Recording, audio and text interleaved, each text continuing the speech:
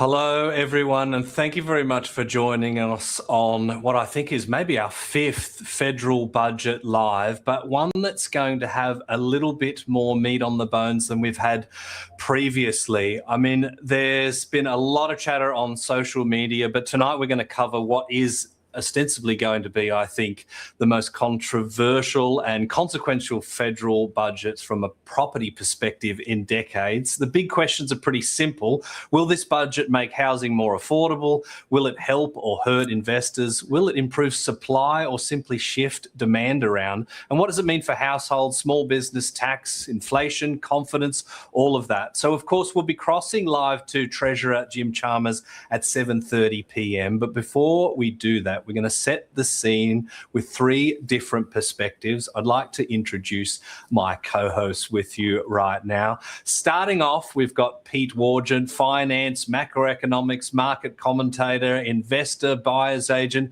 He's got too long of a resume to read out here. Thank you very much for joining us. Pete, how are you?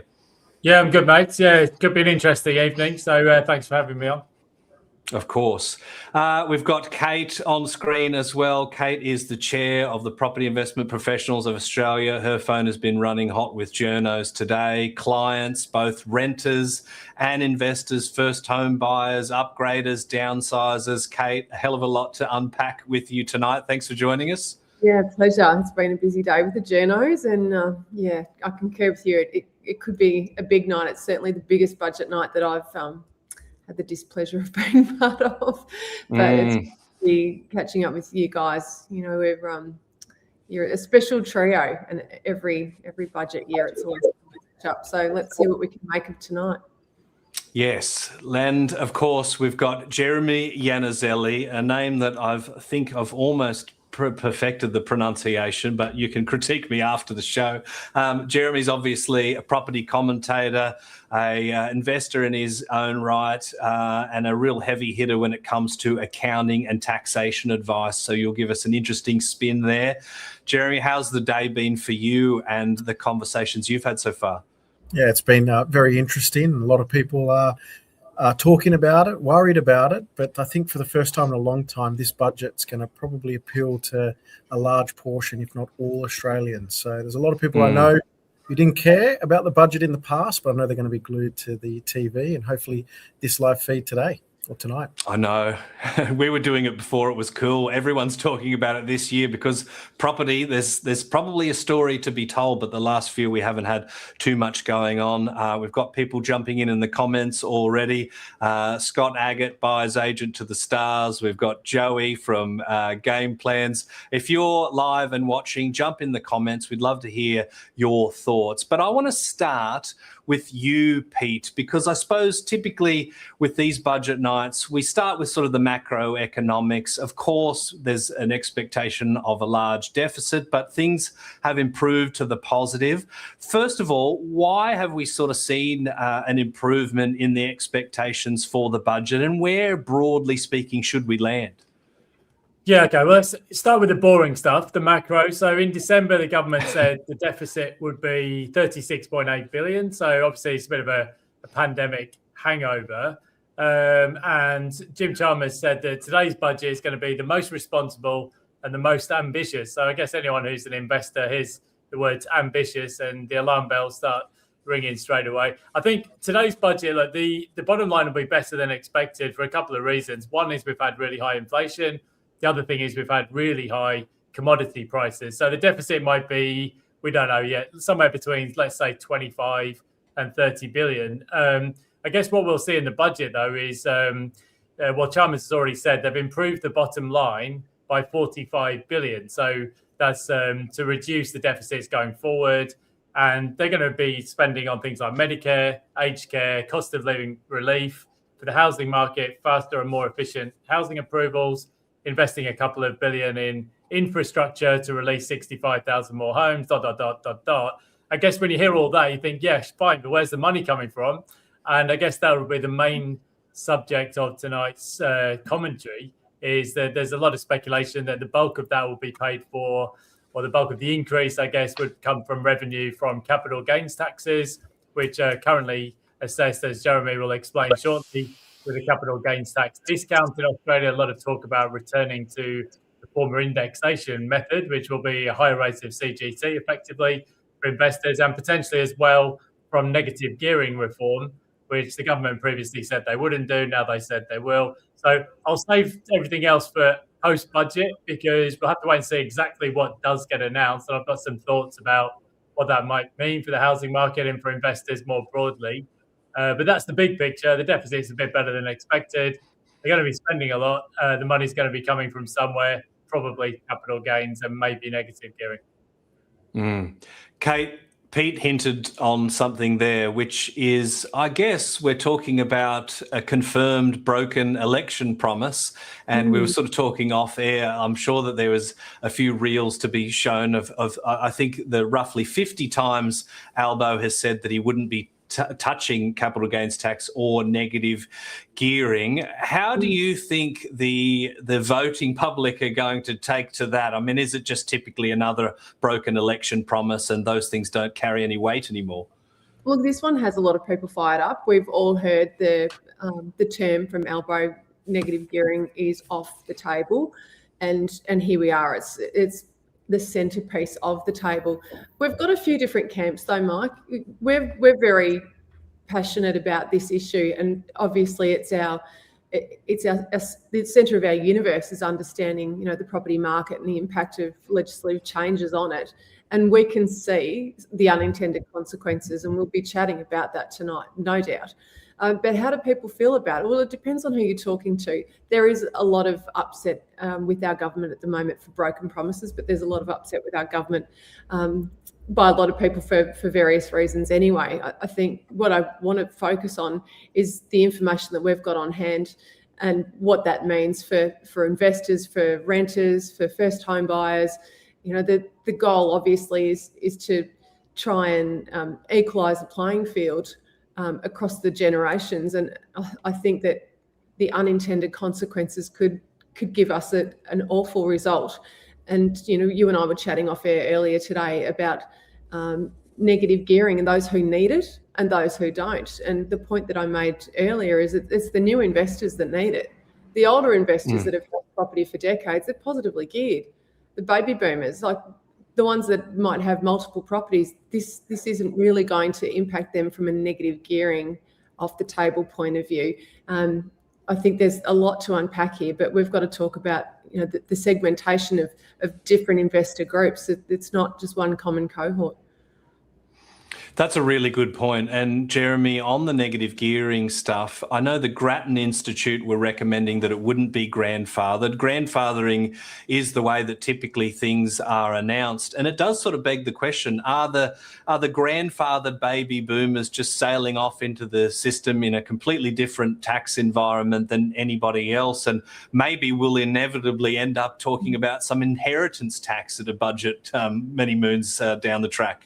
Yeah, well, this is all part of the plan. It's called the windfall tax system. I know in Victoria, they've created a windfall tax for some properties that will be rezoned by council, and there's a certain tax attached to it. This is a system where they don't want to take away from the back pocket of the individual's earnings. They want to kind of get a bit more of the money grab from the investment-related income. So it'd be interesting to see if they hit their measures. The whole plan of why they're looking to change all this negative gearing and capital gain tax is to help 75,000 new homeowners into the market over the next 10 years to buy their own home. Whether or not they'll be able to achieve that, people talk about their past record of how many new builds they've done with all that future fund that they've spent over the last couple of years. So they'll be interesting to see what is grandfathered and what's not. But from all conversation, put simply, pretty much from tonight onwards, we'll give you 1 year's grace to still enjoy the benefits of negative gearing and the capital gain discount. And from 1 July 2027, we're now going to limit that to new builds only. And the rhetoric early on was to keep 2 properties that were existing that could be negatively geared. But to add further fuel to Cate's comment, from the ATO, for personal investors, that is, 3.5, let's call it 4 properties out of every 10 are enjoying the benefits of negative gearing. That means that changing these tax rules and the implications involved is actually not going to impact 6 out of every 10 property owners, but only the very small few, which is 4, and a lot of those are new investors. So it'll be interesting to see the outcome and also the details of what they're going to release in tonight's budget. Yeah, and look, we'll zero back on the property specifics, but just to make this accessible for everyone, I want to ask you a question, Pete. We had the governor of the RBA, Michelle Bullock, speaking the other day, very kind of guardedly around, look, how much of this is the government's fault with their spending, right? We've got quite a record level of expenditure when it comes to infrastructure projects, huge pipelines. Some of that has actually been shelved in the last couple of weeks with the Inland Rail and things like that.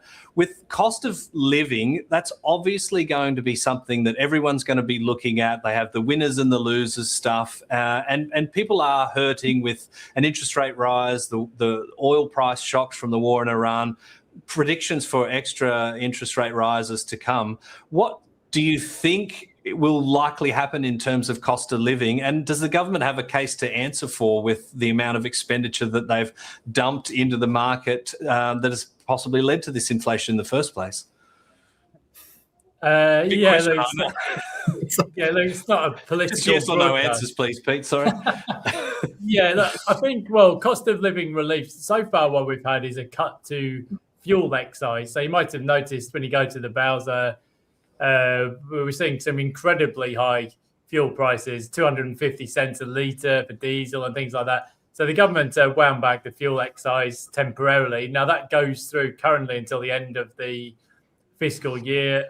Maybe that gets rolled forward. We don't know. It sounds like from what Chalmers has been saying on the socials in the last day or two that there might be some other forms of cost of living relief. I guess the tension here is we've got inflation that's currently well above the target 2 to 3% band.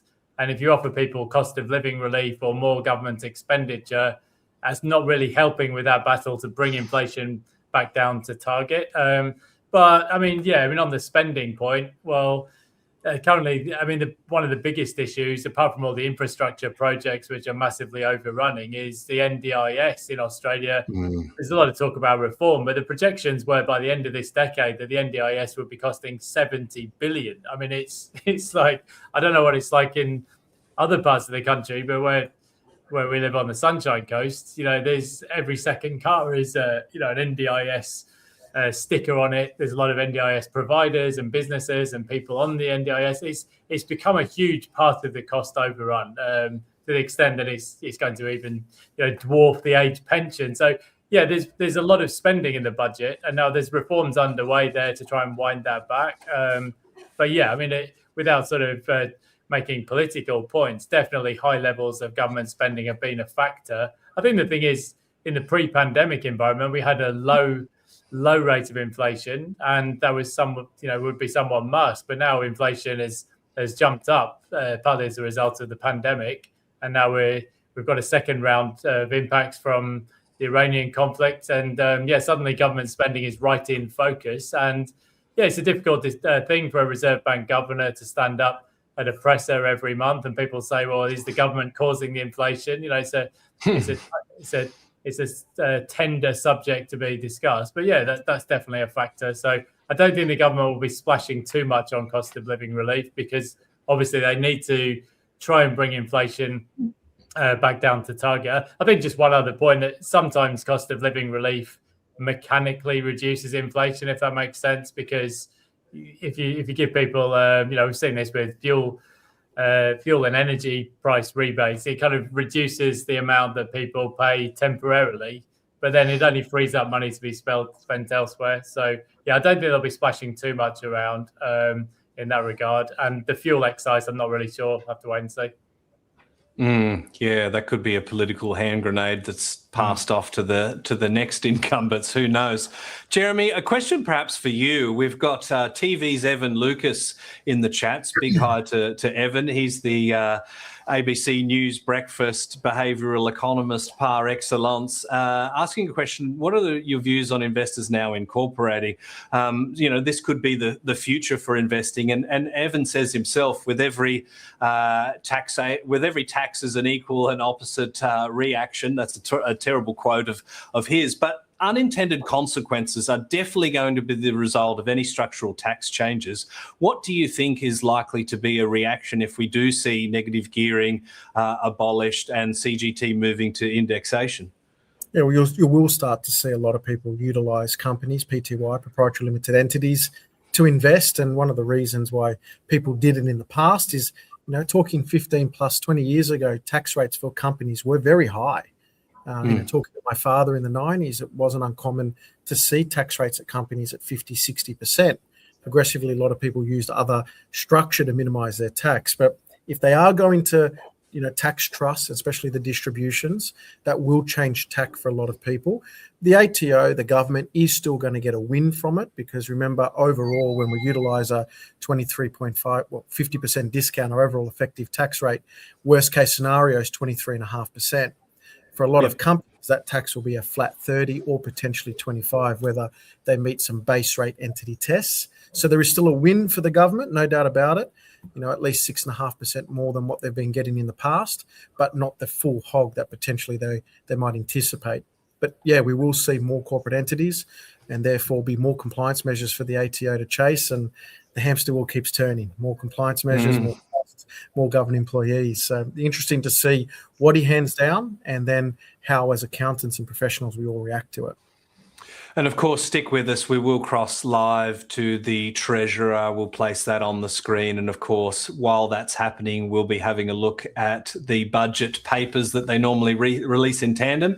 And I'm sure by the time the Treasurer finishes, Jeremy's already be coming up with a few strategies to do what can be done to get around it. Cate, I want to ask you a question. I just saw a video with Chalmers and Albo, and the opening line was really, we aren't going to stand around and witness another first home buyer missing out. Obviously, they're leaning into that very, very heavily. They're talking about structural taxation changes. How have first home buyers been doing in the last little while? When you're looking at the data, it kind of does sort of seem like, well, there hasn't been a huge impediment to them getting active. Yeah, for sure. I mean, I can speak anecdotally about battling it out at auction. And if I'm working with an investor, we've got a number which is based on, feasibility and yield. And first home buyers often walk away with the keys, particularly the ones that have mum and dad standing next to them. But let's chat about first home buyers. We've seen a 9.1% increase in first home buyer lending over the last 12 months. Now, that's a pretty meaty figure. It's a big increase. It's nearly 10%. And we've seen a lot of activity in the 5% deposit guarantee space. So in every state and territory, there is a cutoff. And for example, in Victoria, ours is 950. Try and get into that market right now if you're an investor. It's pretty heated with first home buyers. And of course, a 5% deposit guarantee means that there's no LMI. They don't need parents to go guarantor. They don't need the parental or family pledge lending, and the spaces on the program are unlimited now, and that change rolled out in October, 1st of October last year. So we've seen an enormous number of first home buyers rush in, and of course the challenge that we've had over the last 6 months, or it's actually 8-9 months, is that anyone who was saving and felt that they needed that 10% or 15% to reduce their LMI, their lender's mortgage insurance premium, all of a sudden the floodgate opened, they could get in with 5%. So we've seen this rush, and it's been a very, very heady year. How we'll go going forward with that, when we've opened the 5% floodgate, you can't open it any further. They're not talking about reducing it to 2% or anything like that, unless of course there are capped offerings for single parents and other eligible people, but very, very few are going in with 2% guarantees. But the 5% guarantee, assuming that will continue, we'll then see a steady stream rather than this glut. But of course, we've seen it in the figures. 9.1% is enormous, and I would argue that first home buyers have better opportunity now than what they've previously had in terms of products like this. And it's to some degree taken away a bit of the inequality, because we know that the Bank of Mum and Dad was becoming a larger bank year on year. And for those who didn't have that support and had to rely on saving the old-fashioned way and dealing with LMI, you could argue that they had a pretty tough run. But I think the 5% deposit guarantee is certainly something that I think the government have done well. But looking at investors and blaming them for first home buyers missing opportunity, I think there's a few missing cogs in that machine there, because it doesn't work like that. Well, I might throw this open to the panel. It kind of seems like I equate this to kind of like New South Wales and their poles and wires, privatising the poles and wires. And then, the private sector obviously comes in and holds the mantle there. The government is really ostensibly out of the public housing business, and they've outsourced that to property investors, and property investors have done a pretty bloody good job of that. And without property investors participating, I wonder, where do those prospective first home buyers live while they're saving for a deposit? And just this constant changing of the game, as Luke Moroney has sort of said here. Of course, negative gearing has been in place since it kind of started, but we've had 2 elections with negative gearing and CGT on the chopping block. Do property investors that want certainty have to realise now, well, that's just not the game anymore? Jeremy. Look, the property movements has been driven. It's a supply. Always, Michelle Bullock, the governor, always talks about it's a supply issue, and it always has been a supply issue. We're just not supplying enough properties into the market to meet the needs and the demand that's out there, obviously through the significant level of population increase that we've had. And I saw a comment before about Kerry Packer. We do need certainty in our tax legislation. That's one of the things that drives economic confidence, the ability to be able to do something, knowing what potentially an outcome would be. So for me personally, as an accountant, when you're really starting to change a lot of old institutionalized tax legislation and add in further constraints to it, you're starting to take away the positive sentiment that's needed in a time like we're in, especially with everything that's going on, for people to have the confidence, especially in small business, to push forward and obviously invest in as well. One of the things that we all know in Australia, we're property mad, and we spend money when our homes are going up in value, our properties are going up in value, and people are feeling and seeing real wealth. So the sentiment might be a little bit low post this, but I can tell you now it is a Coke bottle being shook, because the real root of the problem is not getting solved, which we all know is the supply. The 1.2 million homes target in 5 years, we're actually less than 2 months away from that hitting year 3. We're about 30% behind on that target. Pete, we were talking a little bit before about immigration and how that has influenced the demand for housing. I think a couple of years ago, you sort of predicted that rents wouldn't necessarily rise at a faster pace because people will just change their behaviour. They will live longer at home, or they will have more people. Household formation rates will change. It kind of begs the question: are these prospective first home buyers just going to take the place of investors, and everything just does a beautiful swap? And then if we have these first home buyers in a market where investors aren't participating and they are leveraged to 95% with the government's 5% deposit scheme, should they be worried about the future growth of that property and whether they can hold a mortgage? You're going to bring up every rubbish prediction I made from 2 or 3 years ago, I say, but yeah, you were correct on that one. Well, I think, often you find that at the national level, you get a nice clean number. Like I saw today, asking rents are up 7.3% over the year. But then if you actually look, if you go to Darwin, the rental vacancy rate is like 0.3%. It's incredibly tight. But in other parts of the country, there's a bit more rental supply. So there's always a granularity issue. I think before we started recording, Jeremy made a really good point about supply is one part of that equation. But what about demand? And when you think about the markets like Canada, which is cooled quite considerably, well, that's because immigration was basically stopped on a net basis. There's zero immigration now. New Zealand as well saw immigration slow a lot. At the time of speaking, anyway, that hasn't really happened in Australia. In fact, this morning, the AEST puts out its monthly arrivals and departures figures, and the net or the permanent and long-term arrivals over the years, the highest it's ever been. It's yes, there's always people leaving the country as well, but on a net basis, it looks like yes, we got the post-pandemic spike, and then things started cooling again. But if anything, over the past year, things are starting to pick up again potentially. So yeah, there's a huge amount of demand in terms of where the rental supply comes from. Labour, being a Labour government, would love to see build to rent become a bigger part of the rental pool. But at the moment, I mean, there's something like about 51,000 in the pipeline, the dwelling units for build to rent. So yes, it's a factor, but at the moment it's still quite small. And when you're talking about hundreds of thousands of extra people in the country every year, well, 50,000 units over a few years isn't moving the needle. So no, I think, yes, you can have these very simplified back of the cigarette packet models that show, okay, well, you change this rule and prices fall 5% and rents go up 10%. But I think in the real world, it's a lot more granular. And I think, well, let's see what is actually proposed. But I would think at the moment, if you think about rental yields for houses, they're about 3.5%. In Australia, for units, about 4.5%. Well, if you increase capital gains tax and strip back negative gearing, one way or another, those yields are going to need to go up 50 basis points, which might mean prices coming down a bit, might mean rents going up a bit. But yeah, obviously it depends. The devil's in the detail. But yeah, it's a rubbish place to be if you're a prospective first home buyer in the rental market at the moment.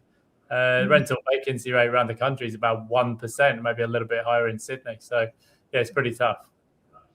Cate, given that the government doesn't own millions of rental properties like private investors do in Australia, it kind of begs the question, if you don't immediately convert yourself from a renter to a first home buyer, should that pool be shrinking, and could that only really lead to one direction with rents? Well, let's talk about this, Mike, because you're illustrating a supply and demand point. I want to make the point that currently our social housing, so government-owned housing, accounts for less than 10% of all rental properties in the country. So if 90 plus are provided by private owners and not-for-profits, then, and the vast majority, so close to the lion's share of that is private owners, if they're disincentivized to invest, we have a gigantic problem. And let's think about the headwinds that they've already been experiencing, because this isn't a once-off challenge for investors in the modern climate. They've had to deal with rental reforms, they've had to deal with land tax changes in some of the states and territories, and the biggie is in the interest rate. We've had some investors who have got comfortable with the 2 and 2.5% interest rates of COVID era, and now we've tripled that for them. So there is a lot of pain out there already. And if we've got ongoing onerous reforms and other expenses, additional maintenance, we've got all kinds of legislative changes and requirements for compliance certificates and that kind of thing, they will start to scratch their head and think, what am I doing? And the biggest fear is losing them to a different asset class. And I know that other asset classes are facing similar tax changes, but you've got to add in that maintenance and onerous rental reforms headache and look at it all and wonder what could disincentivize them further. So even if we had 10% of investors say, look, we're looking at something else, or we've had enough, that's a gigantic problem for rental supply. Jeremy, we've got a comment from Marty, who obviously knows a thing or two about construction. Do you feel like the government has kind of failed to deliver on their housing commitments, and it's just politically more convenient to go, investors are the problem, why house prices are continuing to accelerate? There's always got to be a scapegoat, and investors are always in the crosshairs, no matter what majority of governments are, but Labor government especially. I still believe it comes back to the Jim Chalmers speech last year, where he mentioned that there would be forecasting 10 years of deficits, taking our net debt well over $1 trillion.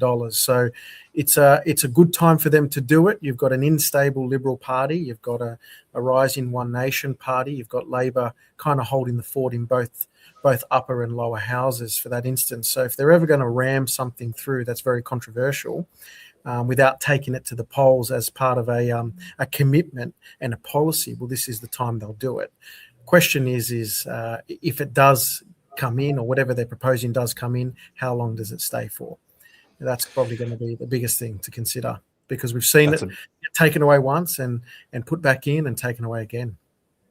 That's a big question. Now, I'm going to endeavour to bring us the House of Parliament right now, with ideally House of Reps, ideally with some audio. There's not a tremendous amount happening right now. I think the Chalmers is oiling up and prepared to go into battle. We'll keep an eye on that. I might just park that for the moment, but obviously, it's all about to kick off. There's going to be no conjecture very, very soon. We're about to hear exactly what it's going to mean for the economy, for property investors, for renters, for first home buyers, and what sort of cost of living rebates or help we're actually going to get.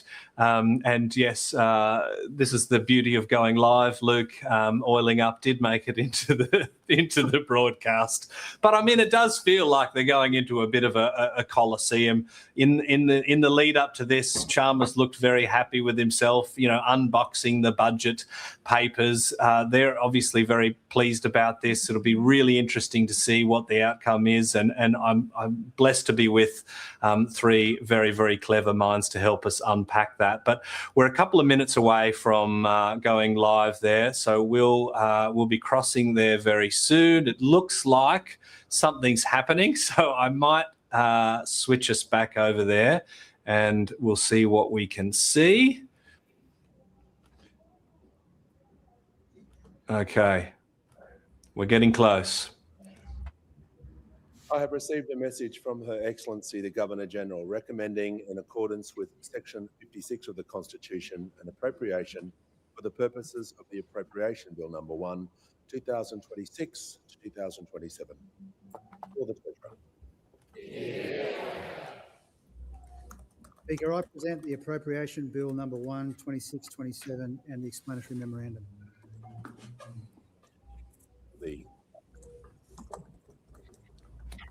First reading, the bill for an act to appropriate money out of the Consolidated Revenue Fund for the ordinary annual services of the government and for related purposes. We give the call to the Treasurer. Here we go. I acknowledge the Ngunnawal people here and the Yugara and the Yugambeh people back home in Logan, and I move that this bill be now read a second time. Speaker, this is the most important and ambitious budget in decades. Important because the world is throwing a lot at us, and this budget is about helping Australia deal with those challenges. And ambitious because we have so much going for us, and this budget is about Australia seizing those opportunities.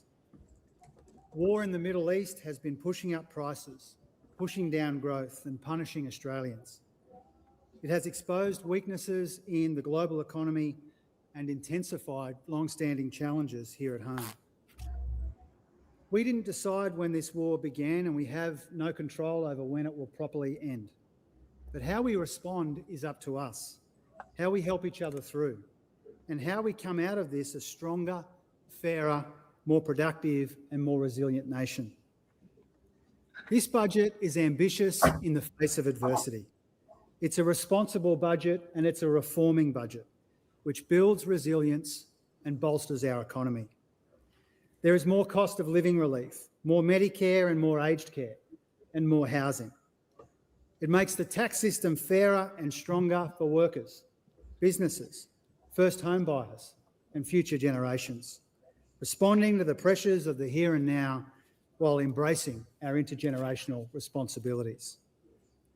The core of this budget is an economic strategy with 5 main parts: getting through the global oil shock and building resilience, taking the pressure off people where we can, making the economy more productive to lift living standards over time, reforming the tax system for workers, businesses and future generations, including a new tax cut for every working Australian taxpayer, and making the budget stronger, more sustainable and helping to take the pressure off inflation by saving more than we spend. Speaker, we are dealing with the 5th economic shock in less than 20 years. The conflict in the Middle East and closure of the Strait of Hormuz has disrupted the global economy and the global outlook. Oil production fell by 8 million barrels a day in the first month of the war, almost 8 times more than any of the oil shocks we've seen since the 1970s. The global oil price started the year around $60 and has now been above $100 for the bulk of the past 2 months. A third of the world's seaborne fertiliser has been stuck, putting pressure on food production, food security, and supermarket prices. All of this has made the outlook more uncertain. Treasury's central forecast assume oil stays around $100 a barrel until the end of next month and glides to $80 by the end of June next year. On that assumption, it would still be above its pre-conflict price in 12 months' time. This means Treasury now expects global growth to slow from 3.5% last year to just 3% this year. Inflation is spiking all around the world, and Australia is not immune from these global price rises. Australians have been paying a hefty price for this war at the Bowser and beyond. We were already dealing with price pressures in our economy, but Treasury is now forecasting inflation to peak around 5% in the middle of the year because of the conflict. For the same reasons, it's expecting growth to come in 0.5 percentage point lower next financial year to be 1.75% overall. In this budget, Treasury also presents a more severe scenario where the oil price peaks at $200 a barrel and takes 3 years to fall back down. We'd still avoid a recession, but unemployment would spike to pre-pandemic levels and inflation would peak above 7%. As Australians, we confront these serious challenges together from a position of strength. We are much better placed and better prepared than most countries to deal with this global crisis. Growth here is still higher than our peers. Real incomes have been growing strongly. Unemployment is historically low, and we have one of the strongest budgets in the world. Before the war, GDP growth was strengthening and broadening. The outlook for business investment remains robust, with a solid pipeline of data centre and renewable energy projects. Employment is still growing, and even if unemployment ticks up as expected, it will still stay around the mid-4s.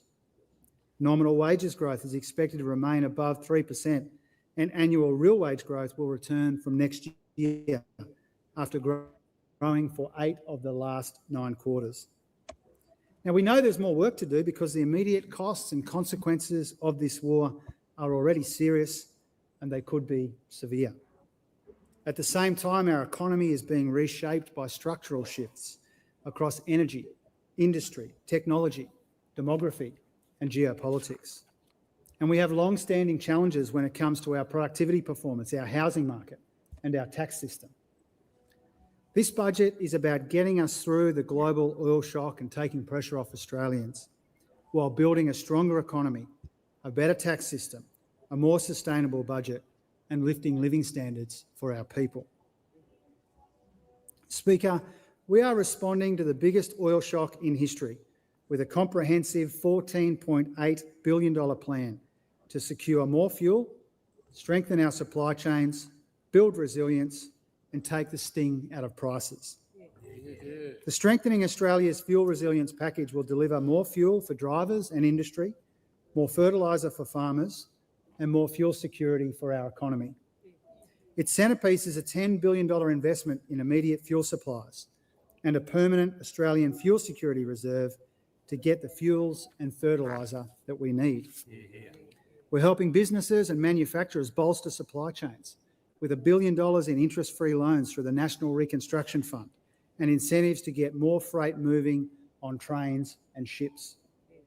Targeted support for electric vehicles, building more charging stations, and heavy vehicle reform are all investments in our long-term fuel resilience. We'll produce more fuel through our $1.1 billion Cleaner Fuels program, backed with reforms to our low-carbon liquid fuels market to support demand. We're reserving 20% of gas exports for Australian users, so there's more supply at lower prices. And we're making more progress on our Future Made in Australia agenda, supporting mining and processing through our Critical Minerals Strategic Reserve and investments in domestic smelting and manufacturing. Speaker, we understand that this crisis is adding to the cost of living pressures facing Australians. And that's why we are taking some of the sting out of global price rises by more than halving the fuel excise, reducing the heavy vehicle road user charge to zero, putting petrol companies on notice by doubling the consumer watchdog's maximum penalties and ramping up enforcement and monitoring, giving businesses a bit more leeway at tax time if they're facing fuel supply problems, and continuing to make it easier and quicker for small businesses to get access to credit if they need it. Speaker, immediate relief from the fuel crisis is coupled with lasting and responsible cost of living measures. This government cut taxes 2 years ago. We're cutting them again this year and next year too. Tonight, we're proud to be delivering another round of ongoing tax cuts for Australian workers. Yeah. We will put more money into the pockets of 13.3 million workers with a new $250 working Australians tax offset. Yeah. It will begin from the second half of 2027 and be paid each year after that, ongoing and automatically in your tax return, just like the instant deduction that we are rolling out as well. This offset is targeted to workers and it represents the most meaningful permanent increase to the effective tax-free threshold since Labor increased it more than a decade ago. Yeah. Altogether, our 5 different tax cuts will benefit the average worker by up to $2,816 in 2028. Averaged out over the year, our 3 tax cuts, our instant deduction and the new offset are the equivalent of up to $54 back in the average earner's pocket each week. Now, the $6.4 billion tax offset is the biggest cost of living measure in this budget, but it's not all we're doing to support families under pressure. As a Labor government, we will always invest in Medicare and cheaper medicines and public health so Australians get the care that they need and when they need it. This budget includes another $25 billion for public hospitals. We're also investing $5.9 billion to list more medicines on the Pharmaceutical Benefit Scheme, so Australians continue to access life-changing medicines at cheaper prices. One example is cutting the cost of treatment for cystic fibrosis will save some Australians around $250,000 a year. Medicare urgent care clinics reduce out-of-pocket costs because more bulk billing means less pressure on household budgets and emergency departments. By July, 4 in 5 Australians will live within a 20-minute drive of one of the 137 clinics around the country. Yeah. We're permanently funding every one of them with $1.8 billion over the next 4 years and about $500 million every year after that. Speaker, Australia's long-standing housing shortage is making homes unaffordable. This challenge hits young workers and families hard, and we're addressing it from every responsible angle. The reforms in this budget will lift our total investment in housing to a record $47 billion. We're levelling the playing field for first home buyers with 5% deposits and tax reform to help more young Australians into their own home. We'll invest another $2 billion in the power, roads and drains that we need for new housing developments, which will help around 65,000 new homes over the next decade. We're working with the states to cut red tape and planning delays, which could unlock tens of thousands more. We're extending our ban on foreign investors buying existing homes to take pressure off the market and helping to fix the youth housing penalty to secure homes for 4,000 young people at risk of homelessness. Yeah. Speaker, these housing reforms go to the very core of our budget strategy, dealing with the very real pressures on people right now while taking responsibility for the challenges facing the next generations. The shocks from around the world are coming at us faster and more frequently. And that global uncertainty is not a reason to delay reform. It's why we must move with urgency and with ambition. The challenges coming at us, the opportunities ahead of us, and the better future that Australians deserve will not wait for a time when all is quiet in the world. That's why this budget invests in resilience and reform to grow our economy the right way and lift living standards over time. We'll do that through 3 ambitious policy packages: a productivity and investment package, a tax reform package, and a savings package as well. Because, Speaker, to lift wages and living standards, we have to lift productivity. In the market sector, productivity has now grown for 5 consecutive quarters, was 1.5% last year. But this budget is about going further and moving faster. This productivity package will help us attract and absorb more investment, make it easier and quicker to build, and it will slash compliance costs. The reforms we are announcing tonight will cut regulatory costs by $10.2 billion every year.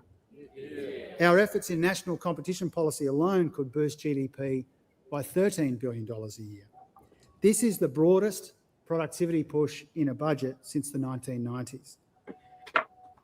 Speaker, our productivity plan starts with incentivising investment and innovation through the tax system for businesses, startups and venture capital. We're cutting the unnecessary red tape holding us back, including $780 million every year in the financial sector alone. We're also making tax time simpler for small businesses, which will save them 376,000 hours a year. We're getting rid of almost 600 more tariffs to reduce trade barriers, as well as expanding our trusted trader program and streamlining biosecurity for fertiliser imports. We're also building a single national market through our national competition policy reforms. So Australia works as one economy, not 8, with new work to make mandatory standards free for workers and businesses. And we're making government simpler to deal with through a tell us once approach so Australians don't have to keep submitting the same information, and expanding the digital ID. We will speed up approvals so businesses can move quickly from an investment decision to shovels in the ground.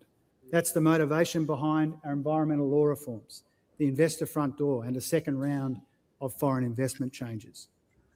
We'll also simplify building regulations for when these projects begin construction. And we're doing more on skills recognition and education so tradies can get their qualifications recognised more easily and businesses can find the skilled workers that they need. We're progressing the most significant reforms to the national electricity market since the 1990s as the world moves to net zero, including changes to help attract more investment in renewable energy and increase competition. We're also modernising our energy system with a domestic gas reservation and getting more solar and batteries into homes, which could save $7 billion in systems costs by 2050. We're seizing the vast opportunities from AI with grants to commercialise AI innovations and making government more efficient. We're investing billions more in science and innovation through the Medical Research Future Fund and in the CSIRO and the Square Kilometre Array, and billions in the infrastructure that we need to get people to work and to improve our regions, towns and cities. We're also strengthening the performance test so our $4.5 trillion super sector isn't being discouraged from investing productive capital in areas like energy and housing. Speaker, the productivity package is ambitious and so are our tax reforms.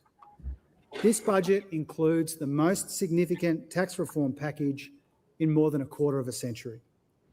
This is about tax relief and tax reform to make our economy work for more Australians, for more businesses and future generations.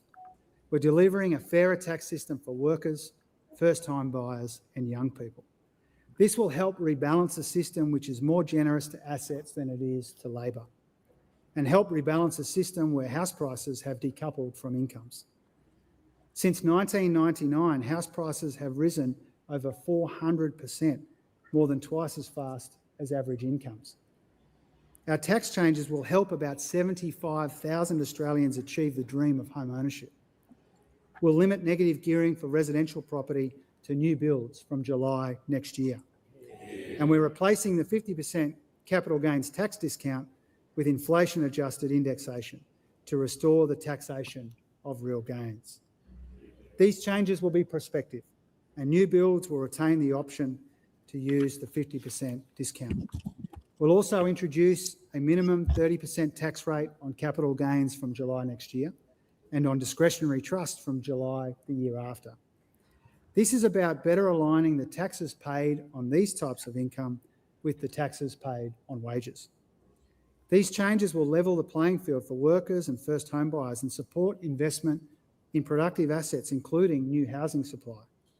and they will fund our new round of tax relief for more than 13 million Australian workers. So, Speaker, we're building a better tax system for businesses too, with over $3.5 billion in new measures that lower taxes to encourage investment and innovation. We'll permanently introduce 2-year loss carryback for all companies up to $1 billion in turnover, bolstering resilience and risk-taking. And we'll introduce loss refundability for startups to help new businesses invest and grow in their first 2 years. We'll also expand tax incentives for venture capital and better target the research and development tax incentive to support more high-impact innovation. The third part of our tax reform package is to make the tax system simpler and more sustainable. Simpler for workers with a $1,000 instant deduction, and simpler for small businesses with a permanent instant asset write-off and more dynamic tax instalments. And we'll put in place more sustainable long-term settings to support the take-up of electric vehicles. Speaker, our tax reforms will help workers, create a fairer housing market and drive more productive investment across our economy. They build on the significant reforms we've already delivered, and they complement our other efforts to increase housing supply and boost productivity and reduce compliance costs.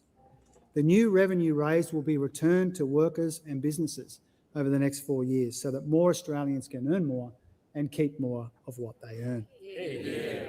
So, Speaker, this means the heavy lifting on budget repair is being done by savings and spending restraint, not tax increases. This budget delivers the largest savings package on record. All up, there are $63.8 billion in savings.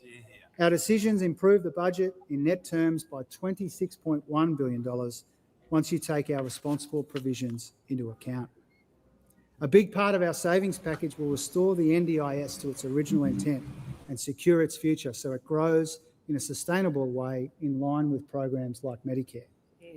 This difficult but necessary reform will save $37.8 billion over the forward estimates. On top of savings, there's also very substantial spending restraint. Real spending growth averages just 1.5% for the 8 years to June 2030. This is the lowest average growth rate in any 8-year period for almost 3.5 decades and less than half the 30-year average.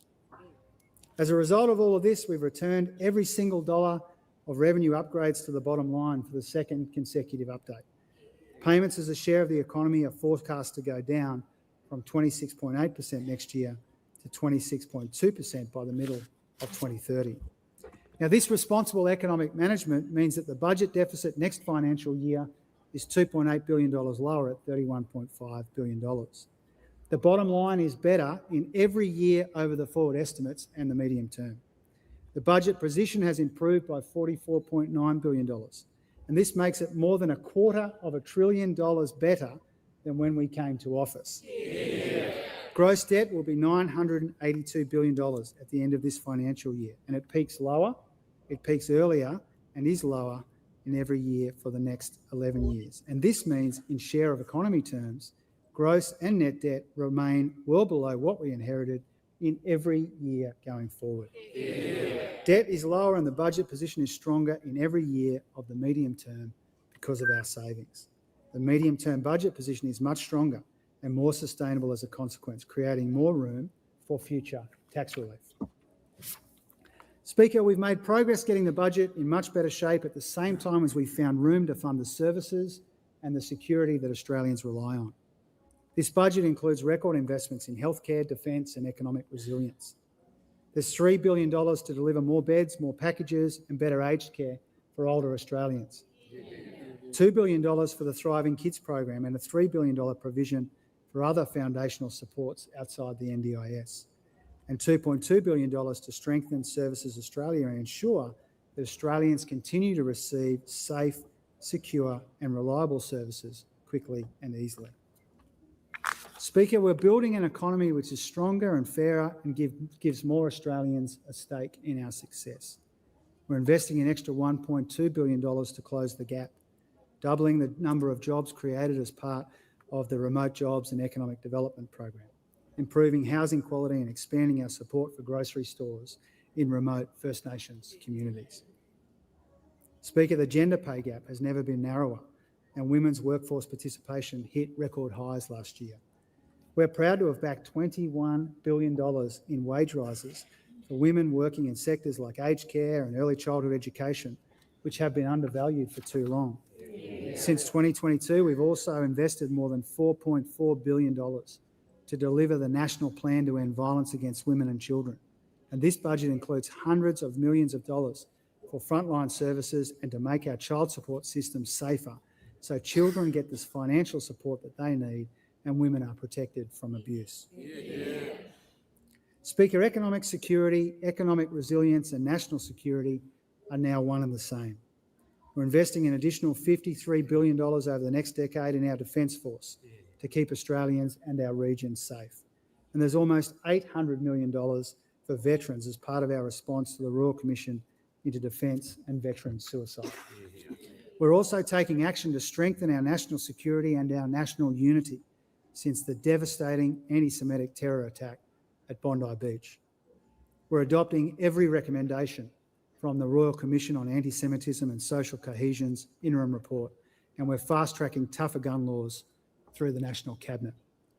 There is $600 million in this budget for a new counter-terrorism online centre, grants to support affected communities, and money for our law enforcement agencies to crack down on the hate speech, the violent extremism and the terrorism which has absolutely no place in this country.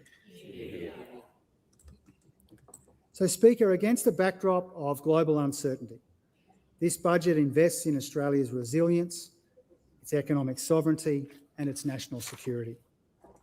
And at a time when Australians are under pressure, this budget delivers more help with the cost of living and new tax cuts for workers. And in an era where people feel like the system no longer works for them, this budget doesn't just acknowledge that, it acts on it. By levelling the playing field for first home buyers, backing the aspiration and innovation of small businesses, and renewing that fundamental bargain between generations to help bring the dream of home ownership within reach of more young Australians. No other budget in the 2000s has set out this much responsible budget repair and this much economic reform. These are difficult decisions to ensure a stronger bottom line every year, to give us greater insurance in uncertain times, at the same time as we build a more resilient, more productive and competitive economy. This is a strategy which helps shield people from the harshest consequences of a global oil crisis, stabilises our economy and our budget at a time of extreme uncertainty and volatility in the world, and strengthens Australia for the next shock. Faced with a choice between resilience or reform, this budget demonstrates that our government and our country are capable of both. Tonight we choose the hard road of reform, not the path of least resistance. By responding to the pressures that Australians confront today and fulfilling our obligations and our responsibilities to the generations to come. And that, Mr. Speaker, is why I commend this bill and this budget to the House.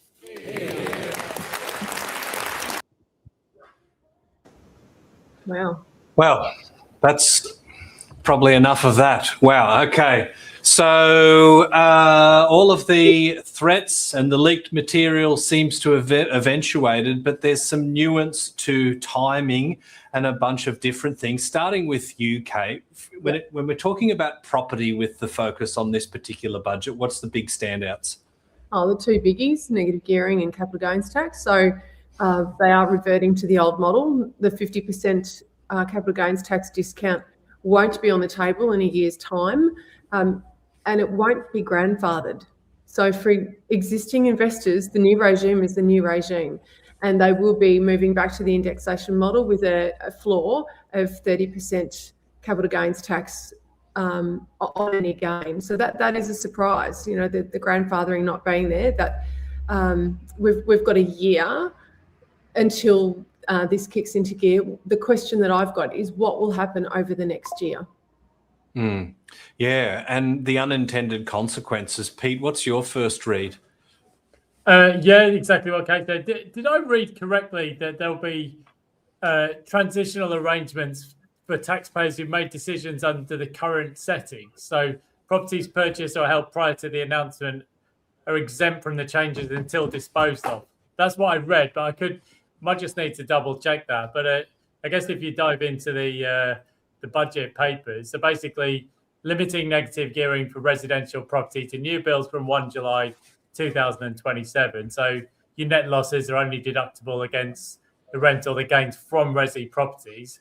And the modelling said housing prices will grow temporarily by around 2% less over a couple of years relative to no change. But then I think it goes on to say there's transitional arrangements for taxpayers who made decisions under the current settings so that there's no change for them. So properties purchased or held prior to the announcement will be exempt from the changes until disposed of.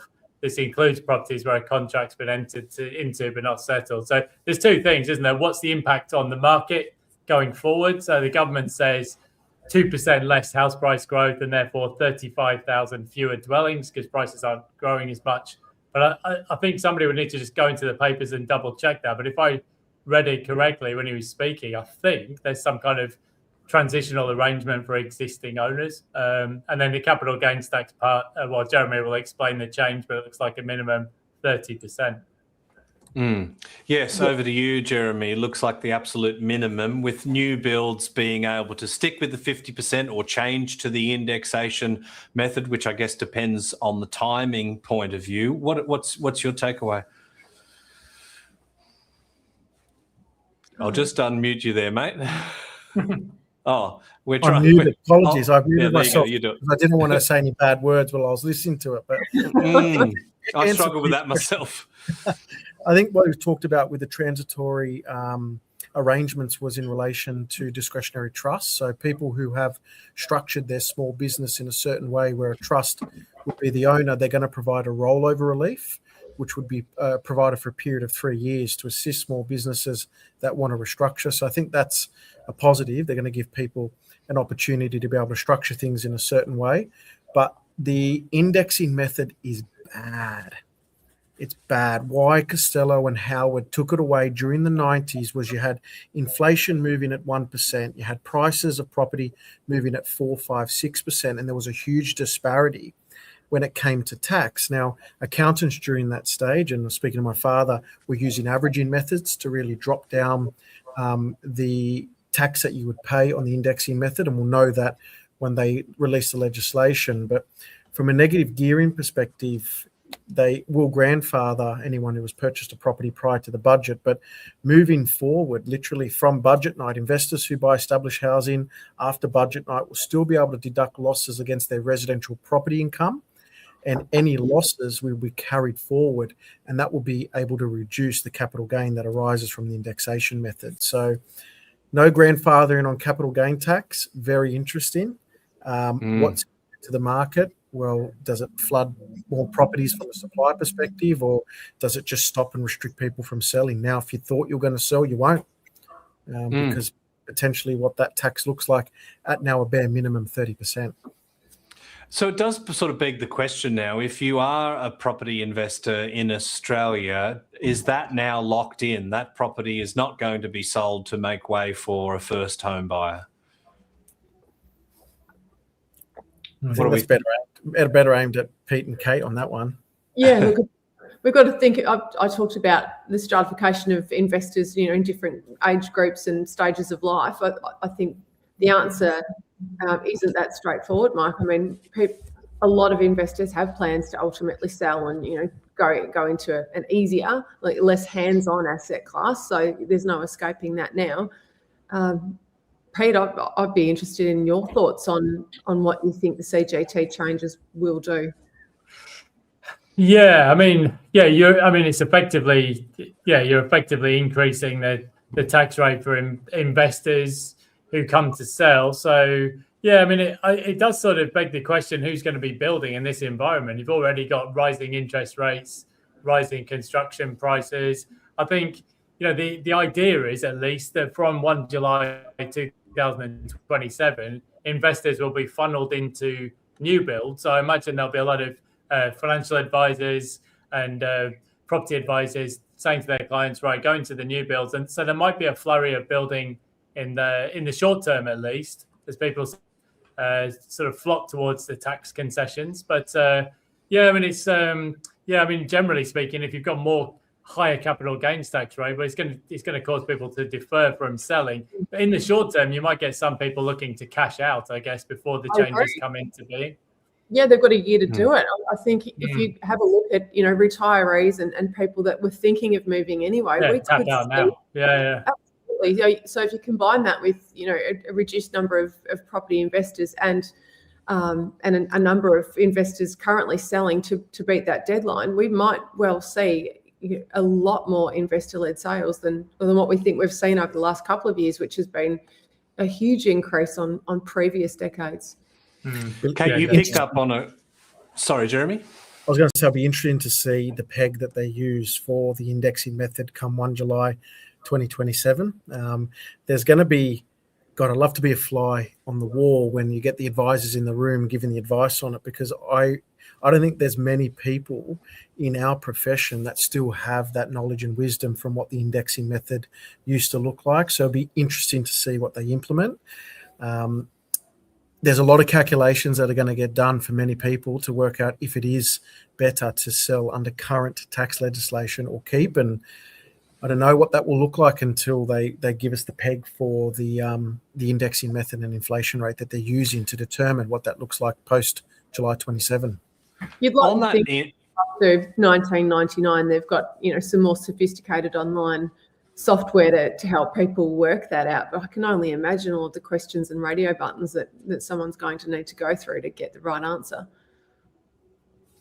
The indexation method, I want to pick up on something that you were iterating on, I suppose, Jeremy, and that is we're actually in a relatively high interest rate environment right now. But if we cast our mind back to when that system was in place, we might have had inflation running at 1%, where we could at the same time had house price growth at 5 or 10%. So in that instance, if we're just indexing it based on CPI, then it's going to be a far better system for people in a low interest rate environment when house price growth is kind of decoupled from inflation. So there's going to be a shortfall for government from a revenue perspective in a low interest rate environment, right?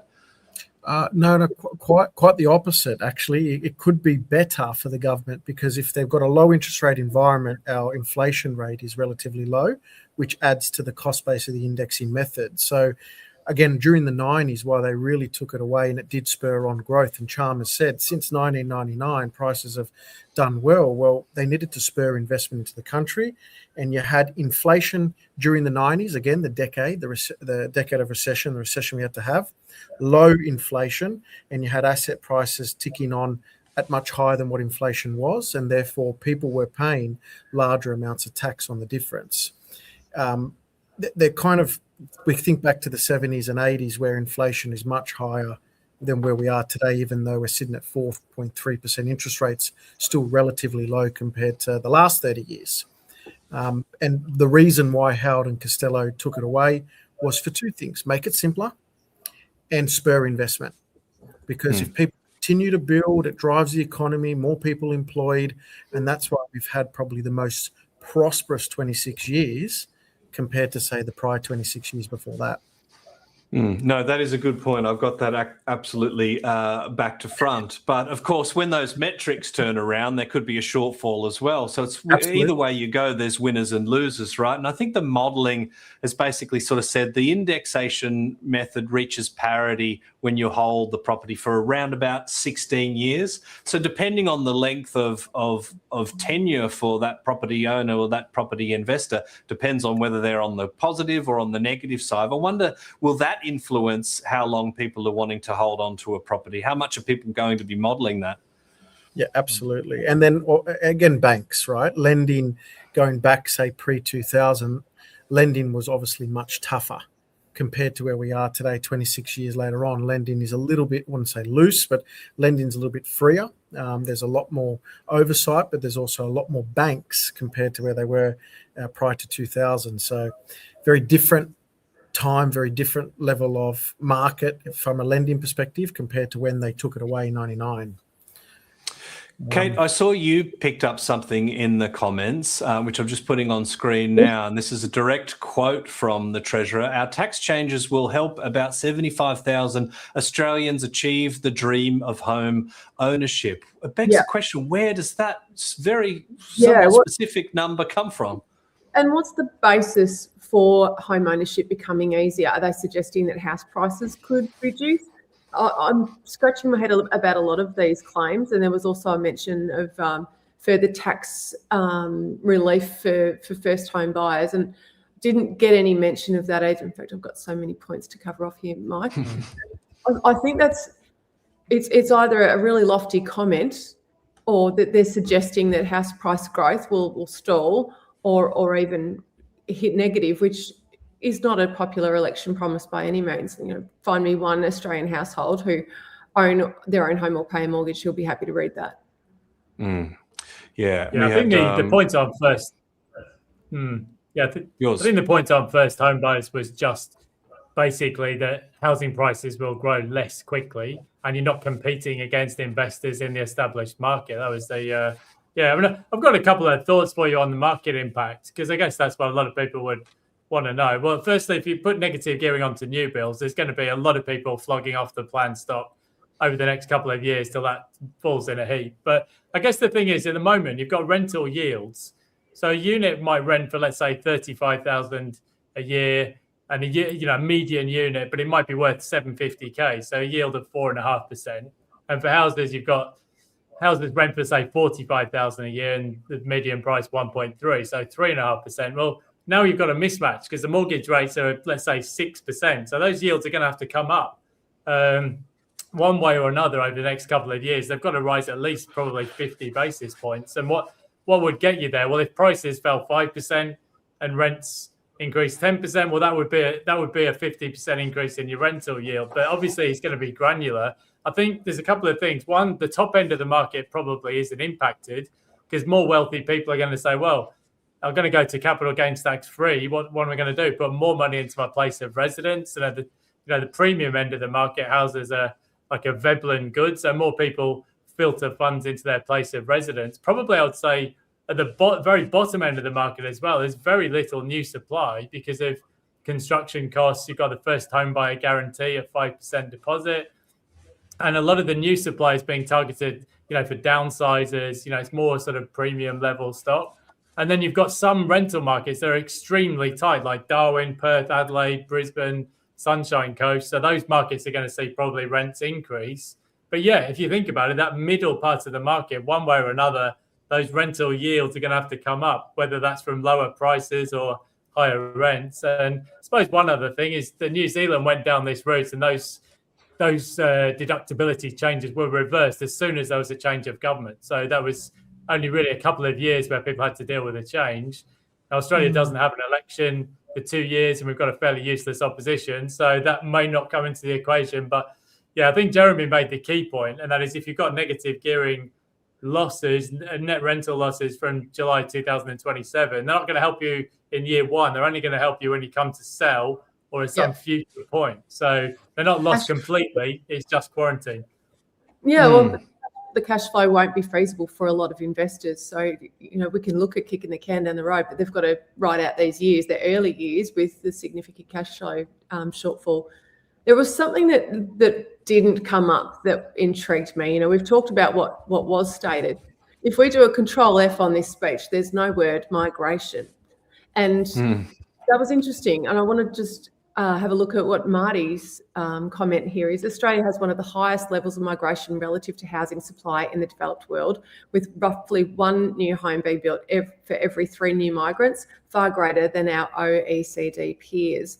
Yet we didn't have any talk about migration, and that is it's certainly been a hot topic that's been running wild on chat forums and all the rest of it, and it was a ghost item tonight.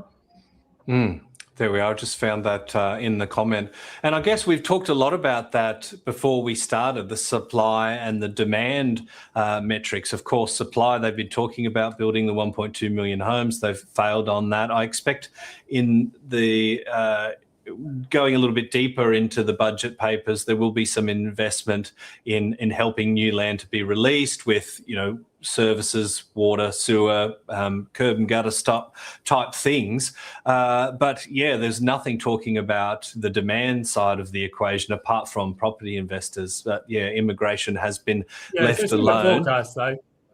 Yeah, so if you look in the budget forecast, so for 2026, there's forecast for net overseas migration of 295,000. The problem they've got is that those numbers are just undercooked, because if you look at what's happening in real time to arrivals and departures, they're on the way back up. So the budget papers assume that by FY 2027, net overseas migration eases to 245,000, and then in the following year, 225,000. But the problem is, we've seen this before. The budget papers say one thing, but then in the real world, if you're pumping, you've got a lot of spending going into the economy, as previously discussed, and the unemployment rate staying low. Well, those numbers are probably understated. So the budget papers assume that immigration comes down, but in the real world, it may not.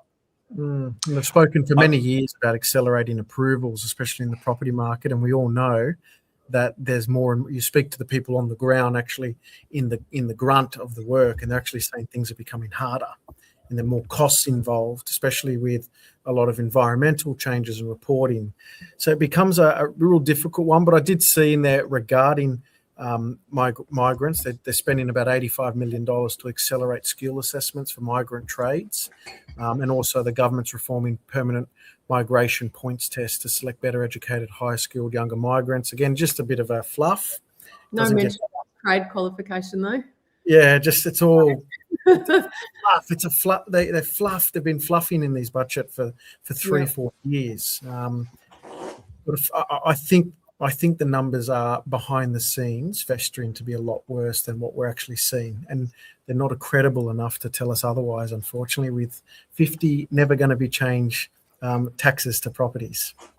I just want to, if you're just tuning in or you're lost in a miasma of information and you're control-Fing yourself on the budget papers, I just want to take a moment to circle the wagons on some of the key points. So negative gearing limited to new builds from July next year for residential property.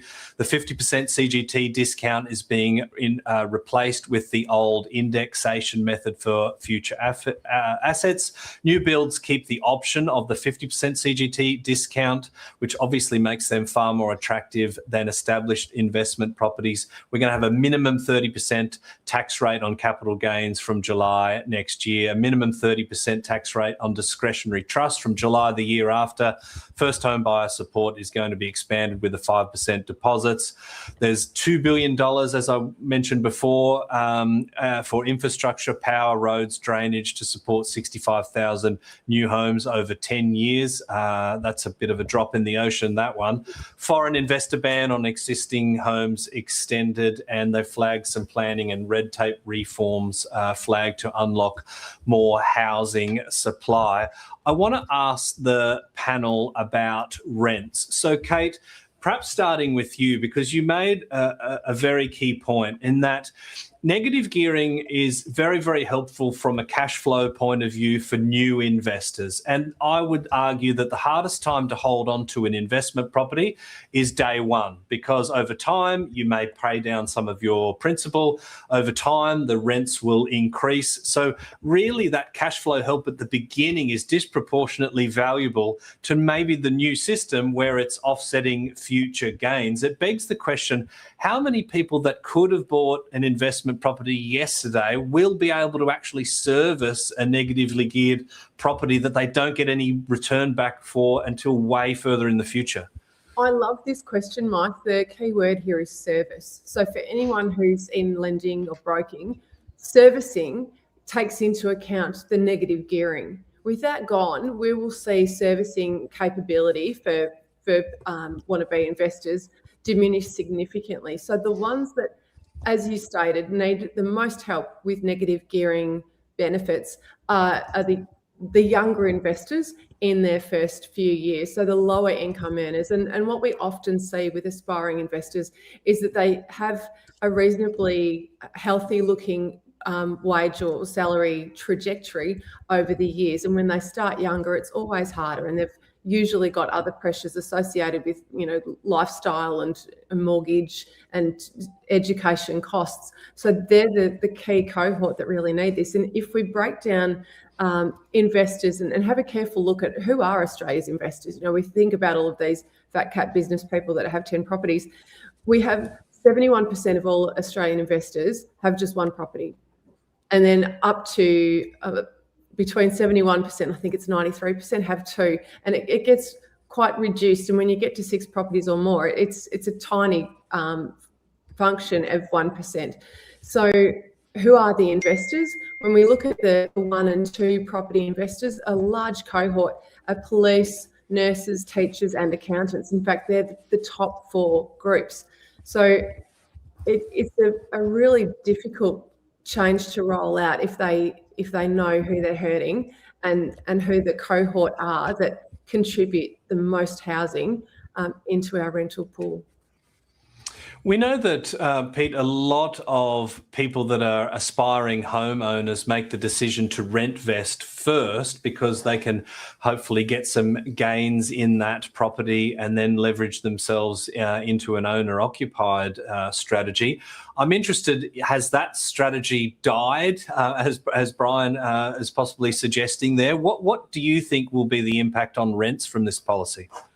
Yeah, probably. Like, I suppose your alternative is you go into the cheapest end of the market. So you might buy a unit in inner city Melbourne, or maybe you go to a regional market where you can buy the cheapest possible property. But generally, that'll be a less popular strategy. I think more people would say, okay, there's a 5% deposit scheme for first-time buyers. Maybe my best bet is try and buy a property, maybe improve it or renovate it over time, and then trade up later on, capital gains tax-free. I think, it's actually quite interesting because this debate on rent has been doing the rounds pretty much since 1987 when this happened last time around. And you've got 2 different camps. Some people say landlords won't be able to charge more.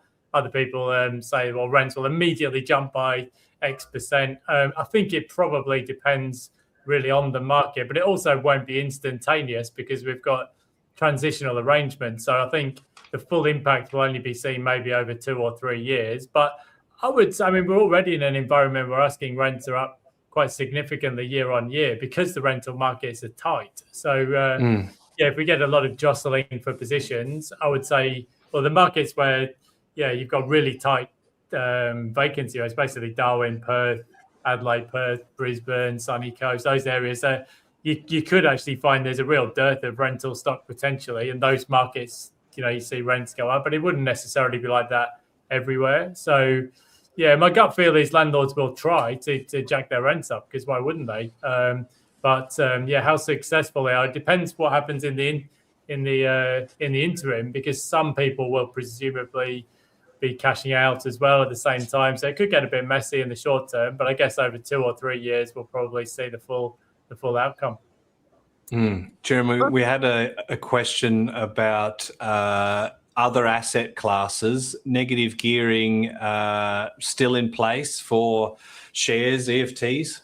Yeah, I think when they're talking about negative gearing, they're specifying new builds properties. It's typically synonymous with the word negative gearing properties. Although you can negative gear buying shares through the use of margin loans, it's probably not as common here in Australia, to be fair, and the leverages that the banks give you are relatively low compared to, say, our counterparts in the US. But I think when they're talking about negative gearing and the limitation of it, they're referring to property, being obviously the major class of asset here in Australia, much larger than our entire share. We'll see an increase in equity from property being used to purchase shares. I mean, if negative is there, and if you can. It's a good question. Obviously, the purpose of the debt, if it's being used for investment, interest can be claimed as a tax deduction. But it definitely is something that people might want to explore if they've got the stomach to buy shares and go through the yo-yo of the markets. But there's no maintenance. That's true. That's true. You might see REITs. You might see the real estate investor listed trusts. You might see those really start to flourish off the back of it as people want some exposure to the property market. Time will tell, and obviously, as Pete always says, the devil will be in the details of how they release it. I'm just interested to see how they're going to word and shape the tax reform to make it consistent for people to understand, because they're trying to simplify the system, but they're adding more complexity to it, in my opinion. Yeah. That seems very, very clear. There's a lot to unpack. And of course, there's lots of people doing budget reviews tomorrow, but we are here doing it live and trying to absorb it and communicate it to everyone. So, of course, bear with us to some degree. I want to ask Jeremy, we've got another question from Gaurav, actually, like owner-occupied and debt recycling is the way, much safer. I'm wondering, with your accounting brain, what are the ways that people that are enamored with property will continue to invest in property? The top end of town isn't going to care about negative gearing. Presumably, they're in a positive tax position. They will potentially care about CGT, but for the aspirational investors that are trying to buy their first, second property, they are trying to sort of take control of their financial future. What are the avenues for them now? Much tougher. We're going to really scratch our heads as accountants, because a lot of the great mechanisms, like what Gaurav mentioned, debt recycling was a great way to pay off your non-deductible debt, extract the equity back out, use that for the purpose of investment, so you would have higher deductible leverage against your portfolio, and it's a great way to minimize your tax. It's what people used, and coming back to one of Cate's comments, it's what you encourage younger people to be able to build a life for themselves and be off the government welfare teat. And it's all the younger investors that do buy their first investment, work their backsides off to pay it down, and use some of the negative gearing benefits to move into it. So it's counterproductive. There a couple of things that they spoke about as well. Just I want to rattle those off. Adult age, adult wage. You're talking about paying 18 and 19-year-old kids the same wage as their maybe 35-year-old counterpart with 10 years of experience. So it's... We're also talking about the gender pay gap. Gender pay gap again. Strengthening renter rights in this budget. They spoke about strengthening renter rights. So they've gone through a huge amount of renter reform, which I believe, it's as even as I think you can get it. There's always been a bit of a miscue, but just them saying strengthening renter rights is telling me that even they foresee potential rents increasing. And this is going to be the mechanism to stop people on the streets. And I agree, we don't want to see that, but yeah, be interesting. But rent aren't viable economically. No, when we're going to go into an American style, and Pete can probably speak a bit more about maybe the American market, but there's no negative gearing in America. Rent yields are 9, 10, 11, 12%, and we may see that here, especially if we continue on the large level of economic migration, which unfortunately is just choking up any supply that should be on the market. Yeah, well, actually, in the UK, over recent years, they've massively increased renter rights and also limited deductibility. So higher rate taxpayers, where they previously got a full deduction on their mortgage interest, suddenly didn't. And as you said, if you go to a property seminar over there, there's not really much talk about capital growth. Everyone's talking about how can you get the most rental yield out of a property. And in a lot of cases, they're going for things like commercial property or short stay accommodation or Airbnb or serviced accommodation. There's far less focus on the big capital cities and much more focus on the regions. So, yeah, I mean, it's, I think Australia, because the bulk of immigration still goes into Sydney and Melbourne, there'll still be a lot of focus on capital growth. But how people are going to make the cash flow work is the big question. And one way or another, you would think if the rental benefits aren't there, negative gearing, the rental yields are going to have to be higher. Otherwise, people aren't going to invest in established property. I just want to note one thing I did see, and again, it just gives maybe a behind-the-scenes look at what Chalmers is thinking. He brought in the carryback loss scheme for small business owners, which means if they make a loss in the current year, they can essentially use that loss to get back some of the tax they paid in the prior years. Now, a lot of small business owners will go, oh, wow, that's great. But your business had to make a loss to get that level of benefit or tax you paid in the prior years. That, to me, is a very big red flag to say, hey, we're in for some very large economic turbulence, especially for small businesses, more than what we're probably currently seeing. What we're doing now is getting ahead of the curve, and we're going to give you some incentive that you can trade yourself through it by some tax benefit you'll receive from prior year taxes you paid based on your current year losses. That's almost like a precursor to, hey, we're going to have some rough seas ahead of us. So that's a very, very interesting observation, and I suppose there'll be a lot in the property industry that are kind of wondering what their future might look like. And I think that's capped at $1 billion of turnover, which is a rather large small business. I think I saw in the paper there. So 10 mil businesses. 10 mil, right? Okay. But to put it in perspective, they brought that in at the very thick of COVID, when they thought the whole economic system here in Australia would collapse around the world. So to bring that in is a very bullish tax reform and tax legislation for small business. You'd only be doing that if you really, truly believe small business is on the preface of having a bit of a downfall. So there's subtle hints there what he thinks going to happen. That's a really good observation there, Jeremy. And I was thinking about it. It seems very similar to the cash that was on offer with the JobSaver and JobKeeper for small businesses that really stopped mass liquidation. So it does sort of seem to be flagging that there could be some very, very tough times ahead for small business, despite now having a perennial instant asset write-off, which isn't going to make too much of a difference. Father told me something, and I'm just going to use his words because I spoke to him about it yesterday. I said, what happened during that 87, 89 period when they took away negative gearing? He said, Jeremy, everyone's houses, and especially you could pick the investment properties on the streets because they were the ones that weren't repaired and looked after. Yep. He said you could pick every house. You would know straight away which one was an investment house and which one was an owner-occupier. And you would stay away from that street because you knew it was full of investors because the houses were all falling apart. That's something that a lot of people now are going to have to think about. I may not spend that money because there's not going to be a little bit of an abatement back to me to kind of give that tenant an opportunity to be able to live in, a good quality standard of home, even with minimum rental market. Yeah, so of course there'll be legislation to say it has to meet a minimum standard. But for repairs and maintenance expenses, which are normally immediately deductible in the year of that cost being incurred, or let's just say larger improvements where they might have to depreciate them over their effective life, if they're not getting that instant relief for the expenditure, there's going to be a disincentive to have those properties kept up to spec. How do you see that playing out? Well, the biggest thing that I have in a conversation over with clients, especially when they are doing major kitchen or bathroom renovations, is, Jeremy, can you just kind of model out how much I'd get back from a tax perspective, cash-wise, post someone like you might do in a depreciation schedule?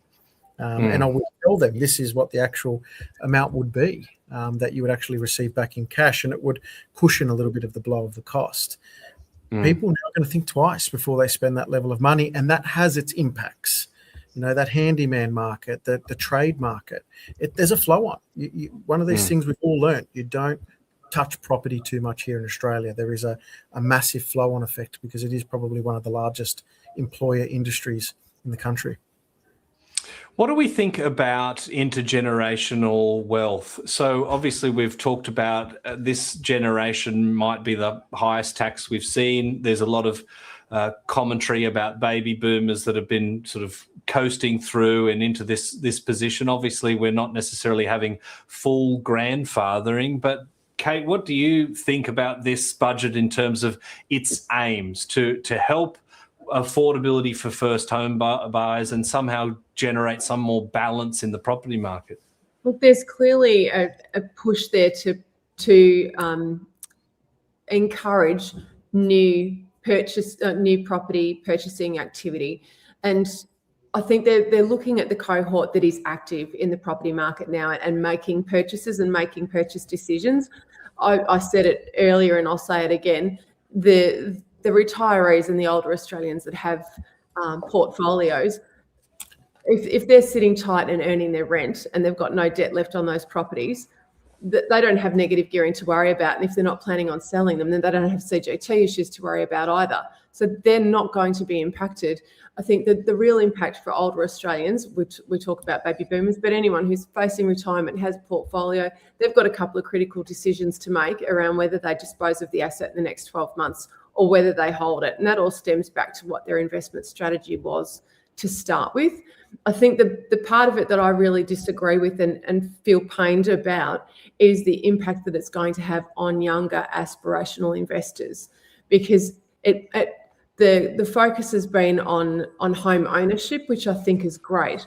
But if we're punishing, if it's a punitive measure that hurts those who are trying to build wealth and do it modestly, I mean, I'll come back to the fact that most property investors have one property.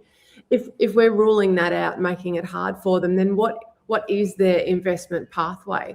And there are plenty of aspiring investors that will really feel it. And the other ones to think about are the rent investors who have made that economic decision to rent vest because they haven't been in a position to buy their own home, and they might still be living at home or share housing or whatever it be, knowing that they're in the property market with a rental property, and at some stage that will be a part of their move into home ownership. You know, they'll either partner up or earn more money and make a decision when they're able to dispose of that asset and buy their own home.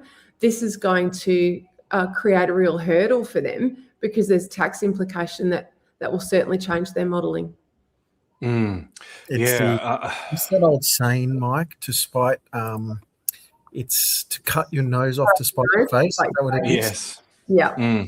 The existing arrangements will remain unchanged for all properties held before budget night. So for people who have been in the market, which is what and who the government wants to punish from a gearing perspective, nothing changes, right? It's new people trying to get into the market. They're the ones that are going to feel the biggest pinch.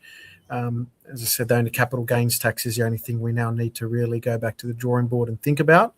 And what does that do for the market? Is there a huge amount of properties that come on from a sale perspective, or is it the opposite happen? Nothing comes on the market. Yeah. That'd be Well, they do also say, Jeremy, the best time to buy was yesterday. No, never has that been more true than tonight, I think.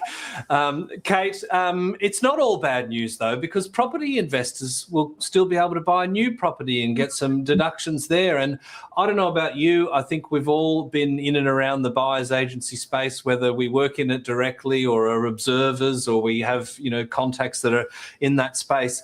I have to say that new property seems to be overrepresented by spruikers compared to established, because there's just so much margin that can be made in that space. Should we be worried about a flood of investors into new property, and what should they be considering with this perverse incentive to go that way? Yeah, I'm worried about this for three reasons, Mike, and this also makes me feel quite ill. The first one is exactly as you've mentioned. We've got some not so great activity going on in this space, and I'm not suggesting that everyone who's involved in the sale or the acquisition of new property is at fault. But if I compare how established properties are sold, you take it to the real estate agent, they market it for you, they usually charge you somewhere between 1.5% and 2% as a commission, depending on the price of the property and the city that you're in. If you're buying a property through an introducer or a marketer for a developer, you'll be paying anything up to 8% in fees, and they're hidden. You don't even realise you're doing it till the bank valuation comes in, and it's 8 to 10% unders, and then you've got a valuation shortfall issue, and you've probably purchased it on a $1,000 deposit bond. So big red flag for anyone who's looking at buying new and not doing their due diligence and understanding exactly who is getting paid, whose snout is in the trough, and how much extra are you paying above and beyond what the property is actually worth.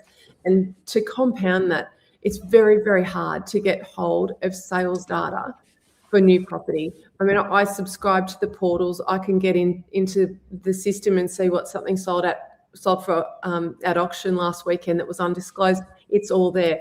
Very, very hard to see what developers are selling stock for, and I don't see any evidence of our government making a move to clean that up and make it more transparent. The other issue that I've got is build quality. That goes without saying. We've seen a lot of mess over the last decade or so with new builds.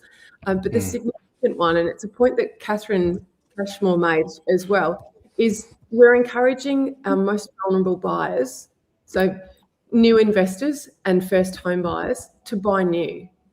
And the issue that I have with new is that the land to asset ratio is not great. So to break that down, when the value of the dwelling component is greater than the value of the land component, you can find that your depreciation rate is greater than your appreciation rate. So in other words, over the first few years, the property can lose value. And anyone that's had a look at properties that were purchased off the plan and then sold in subsequent years, in the first 3 or 4 years, it's not uncommon for that investor to sustain losses. And it pains me that that's the category of property that a lot of investors will be pushed into due to these tax changes. And some of them will have no idea what they're stepping into.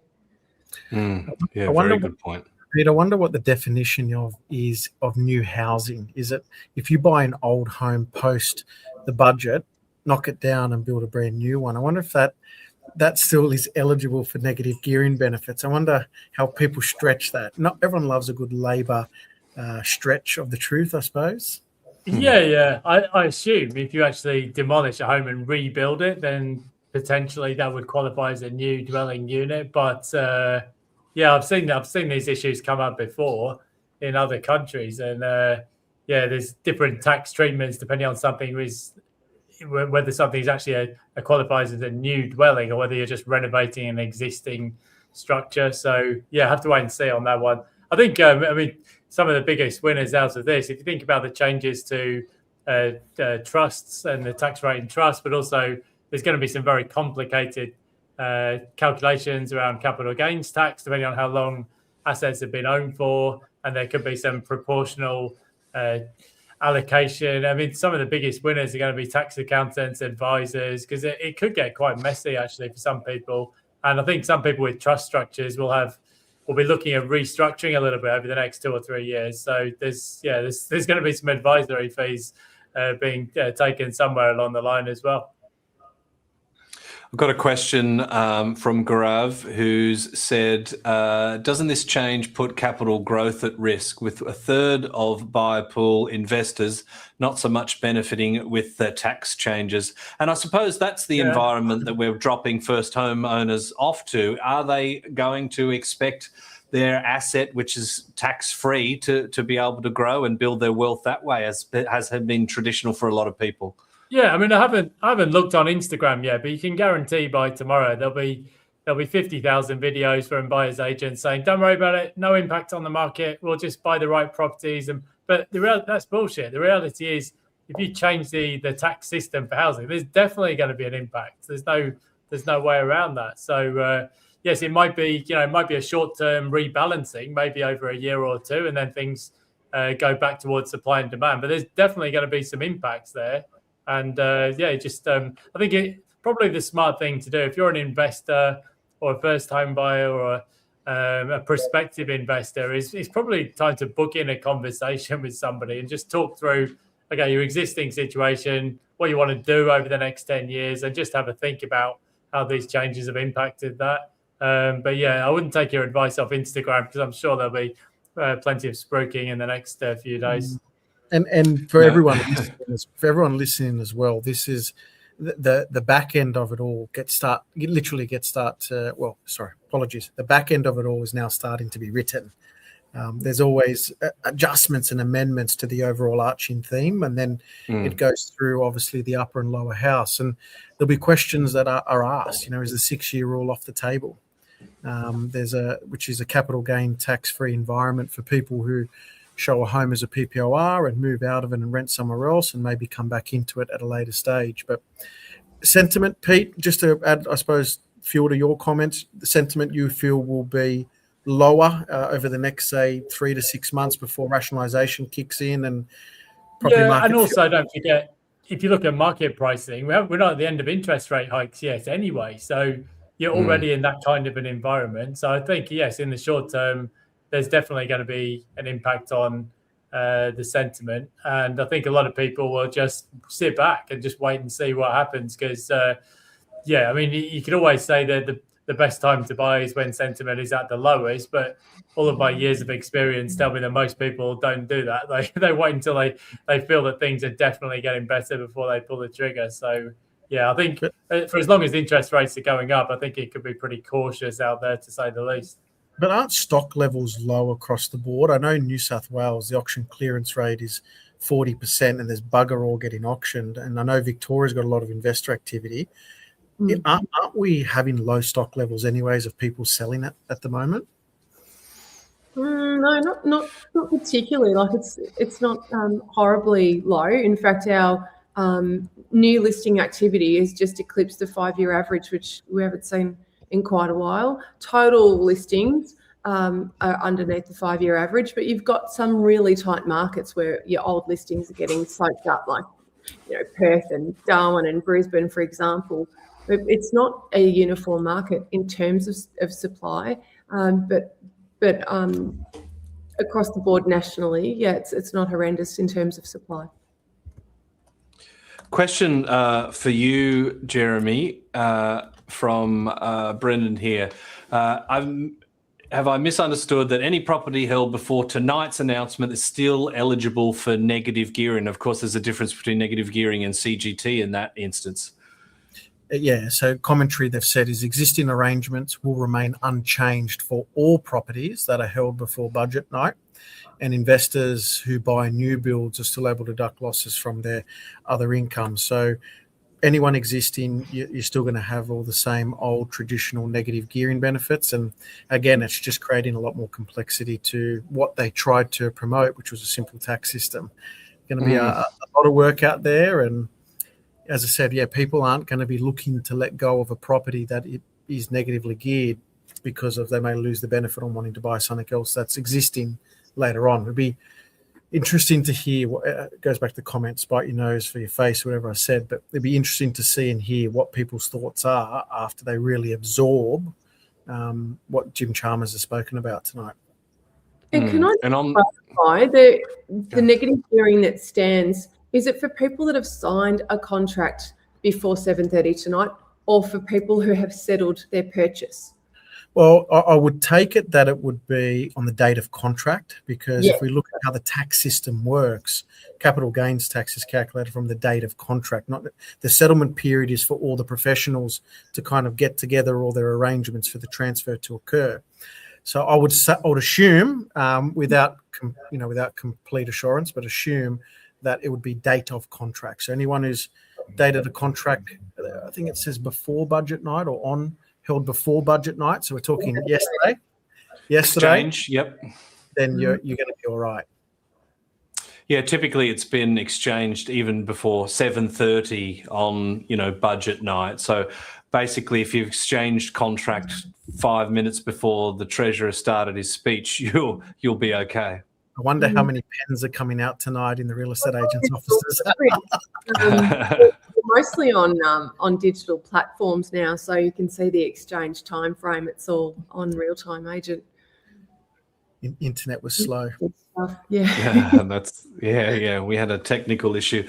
A question here, which sorry, that's hard for me to read. Question states make it far more from stamp duty than land. So the states make far more from stamp duty than land tax. So any policy that reduces housing turnover risks punching a much bigger hole in state budgets than extra annual land tax can fill.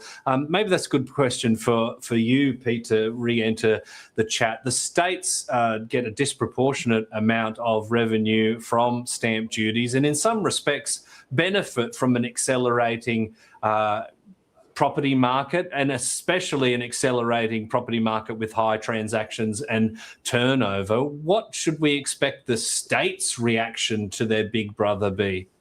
Well, you're right. I mean, that's one of the arguments in favour of land value taxation over stamp duty, is that stamp duty is a very pro-cyclical tax. And when the market's booming, as you said, not only are prices going up, so the stamp duty take goes up, but also the number of transactions goes up as well. So you get these very cyclical swings in stamp duty take. So New South Wales had an enormous boost about a decade ago because prices were rising and transactions were going up. But then the market cools, and then the number of transactions falls away. So yeah, I think probably housing turnover will be lower. I mean, the HIA has put out a couple of media releases in the past week to show if you put negative gearing onto new homes only, well, it doesn't increase the new supply necessarily, even though that's the intention, because you've created effectively a two-tier market. And in any case, quite often people get stamp duty discounts on new builds anyway. So yeah, I think stamp duty collection at the state level will be down over the next year or two. And that's obviously difficult for state budgets, particularly in Victoria and New South Wales, because there's some pretty hefty state debt there. I want to ask a question about there's a property can be two different things all at once depending on who owns it. A property investor buys a brand new property, they sell it to the next person, even if it's 6 months later, it's not brand new anymore from a technical point of view. How do we account for the difference in valuation from a brand new property to a second property? Will this kind of be a two-speed market for brand new versus established? Yes. Good.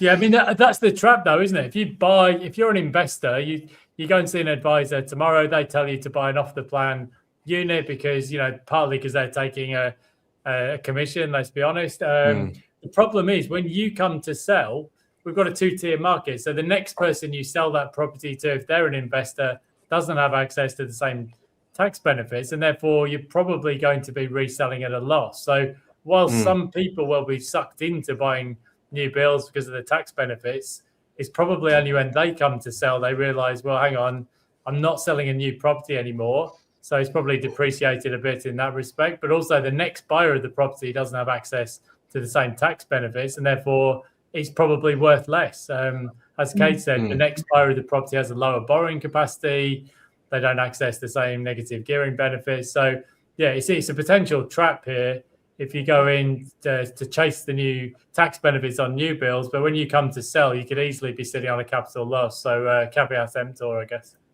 Well, it goes back to the old saying, you don't invest for tax, you invest for wealth. And that's where Pete nailed it. And anyone who's listening has to listen to that comment. You might be paying or overpaying to get into that brand new property. But guess what? For you to make money, someone's got to pay more to you than what you paid, and they're not going to see the shiny negative gearing benefits on an existing property. So that's for everybody that's listening. That's the gold nuggets you need to make sure you absorb tonight. I think and anyone on that point, it's be a property that ticks every single box that you won't want to dispose of in the short term, because otherwise it is the ultimate hot potato. So if it's a strata property, understanding how it's going to run. And these are some of the challenges for investors and first home buyers. When you're purchasing something brand new or off the plan, half the time the strata's not even established. And, there's a bit of information in the contract of sale, but you're flying relatively blind, and you're definitely not privy to some of the construction issues that the property might present, because it hasn't had a chance to have any teething issues. You're buying it, half the time it's not even constructed. I just had a text message, Mike, from someone who's very high up in the tax system. There'd be consulting being done regarding taxing trust distributions and talking about the rollovers. There's very specific that rollover relief will be provided for 3 years to small businesses and others, if people restructure. So whether they extend that rollover relief to maybe property investors, because remember, that's one of the biggest changes. People bought or utilised trusts for the ability to disperse profits to the beneficiaries.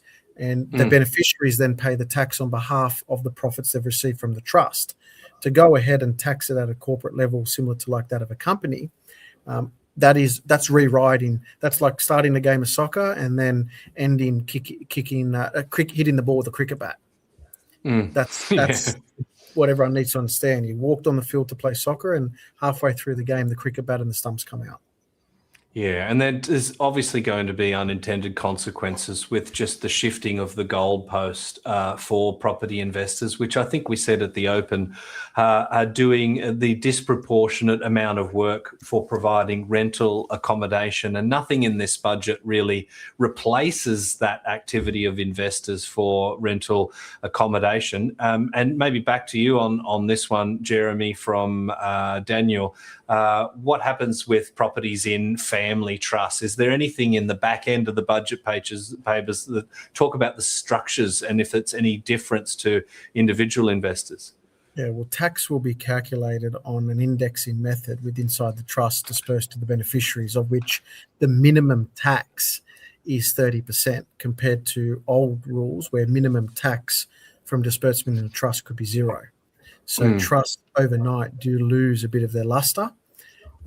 This one will be interesting to see if they actually backtrack on when the lobby groups, and especially the people that have quite a bit of wealth inside trust, probably very wealthy donors, that will be interesting to see if that actually goes through, because I actually did not think they would touch it. I thought it would be smoke and mirrors because it is so complex in itself already. Pete, we saw some rather big announcements in the cost saving and the expenditure side of things. It seems like we're ripping tens of billions of dollars out of the NDIS and basically just replacing that with expenditure in defence. Has this budget done what it set out to do? Is to sort of we always talk about a path back to surplus. Obviously, cost of living relief. They've talked about first homeowners ad nauseum. How do you rate this budget in terms of its efficacy on those aims? Yeah, I think some of the forecasts in the budget for household consumption look very optimistic. I think quite often what happens with Aussie budgets is they go with very conservative numbers for commodity prices, and then when the actual figures come in, they tend to be better than before. I think the thing is with a thing like the NDIS, it's not like the expenditure is going down; it's just going up less quickly. So, yeah, I think there's still some structural issues. I think quite often as well, what happens when Treasury models these changes to capital gains tax and negative gearing, they assume a huge amount of savings. We've got 45 billion of savings, but in the real world, behavioural change means that those gains don't come to fruition. You already mentioned one of the reasons, because people transact less often, or they might just sell. They might just not sell property if they've got capital gains tax benefits they want to preserve, or if they think the capital gains tax rate is going to be higher, well, they might just sit on assets for longer. So I don't know that the revenue gains will necessarily accrue, because I think what the budget at a high level is doing is it's discouraging risk taking. It's also going to adversely impact business, the stock markets, entrepreneurialism. So, yeah, I don't know. Yeah, you can improve the forecast, but whether it actually sees the economy growing, yeah, I don't know. Yeah, it could be interesting. And there's no election now for 2 years, and we've got a fairly useless opposition. So these changes could be baked in for quite a while. And yeah, it's a big grab, big tax grab. So I'll have to see how it impacts the economy. You've said that twice, right? Useless opposition. Yeah, well, it's true. Yeah. So, yeah, if there was a stronger opposition, of course, it would be much harder for the government to make big wholesale changes. But at the moment, yeah, it's kind of a one-horse race. So, yeah, if they're going to push through these big spending reforms, then now's the time they're going to do it. Cate, with the PIPA surveys of property investors who have basically answered a number of questions about what would they likely do if there was changes to negative gearing, there's all sorts of questions about what behaviour would change with different stimulus. It's fair to say that the sledgehammer has been thrown at property investors in this budget. What are some of those consequences that we've actually seen from the people that own these properties of what they would do if these things eventuated such as they have? Yeah, I love this question because I'm very passionate about our organisation survey. we do it. We run it every year, and we usually have in excess of 1,000 respondents. And last year's was quite telling. I'll just read out the stats for you. Nearly 1 in 5 investors who sold last year did so because of concerns about potential federal government tax changes. More than half of current investors say tax policy uncertainty is a key reason they may sell in the next 12 to 24 months. Around 1/3 said they would stop investing if CGT concessions were reduced, and a similar proportion would sell if negative gearing were removed.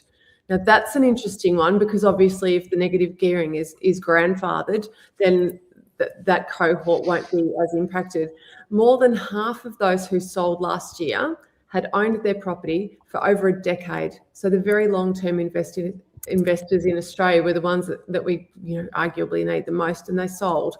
So I think some of these nuances of the proposed tax changes, as we were talking about in our questions, in the last half hour, longer term investors will potentially be rewarded with CGT, but I'm talking 15 years plus investors. But that still harks back to what their debt retirement strategy and their plans for retirement look like. Because, as Jeremy said, it's not always about tax savings. And if you're looking at holding a property that you've had for 20 years, these properties come up for new kitchens, new bathrooms, they need repainting, they need new roof resheeting. After a while, you get sick of dealing with your tenant turnover and your all of your onerous reforms and the cost of maintenance and upgrades, and you get sick of land tax. And so there will be investors that always had a long-term plan to go into an asset class like shares, where you're not dealing with the complexities of hands-on ownership. So I think some of the things that came out in their survey, we can be very justifiably fearful about. And then a few other things, I would argue that the negative gearing for existing investors, that we're not likely to see as dramatic a knee-jerk reaction there. Yeah, I suppose if they hold true to their answers, there's going to be some really big decisive moves by a lot of those cohort on anything that isn't grandfathered.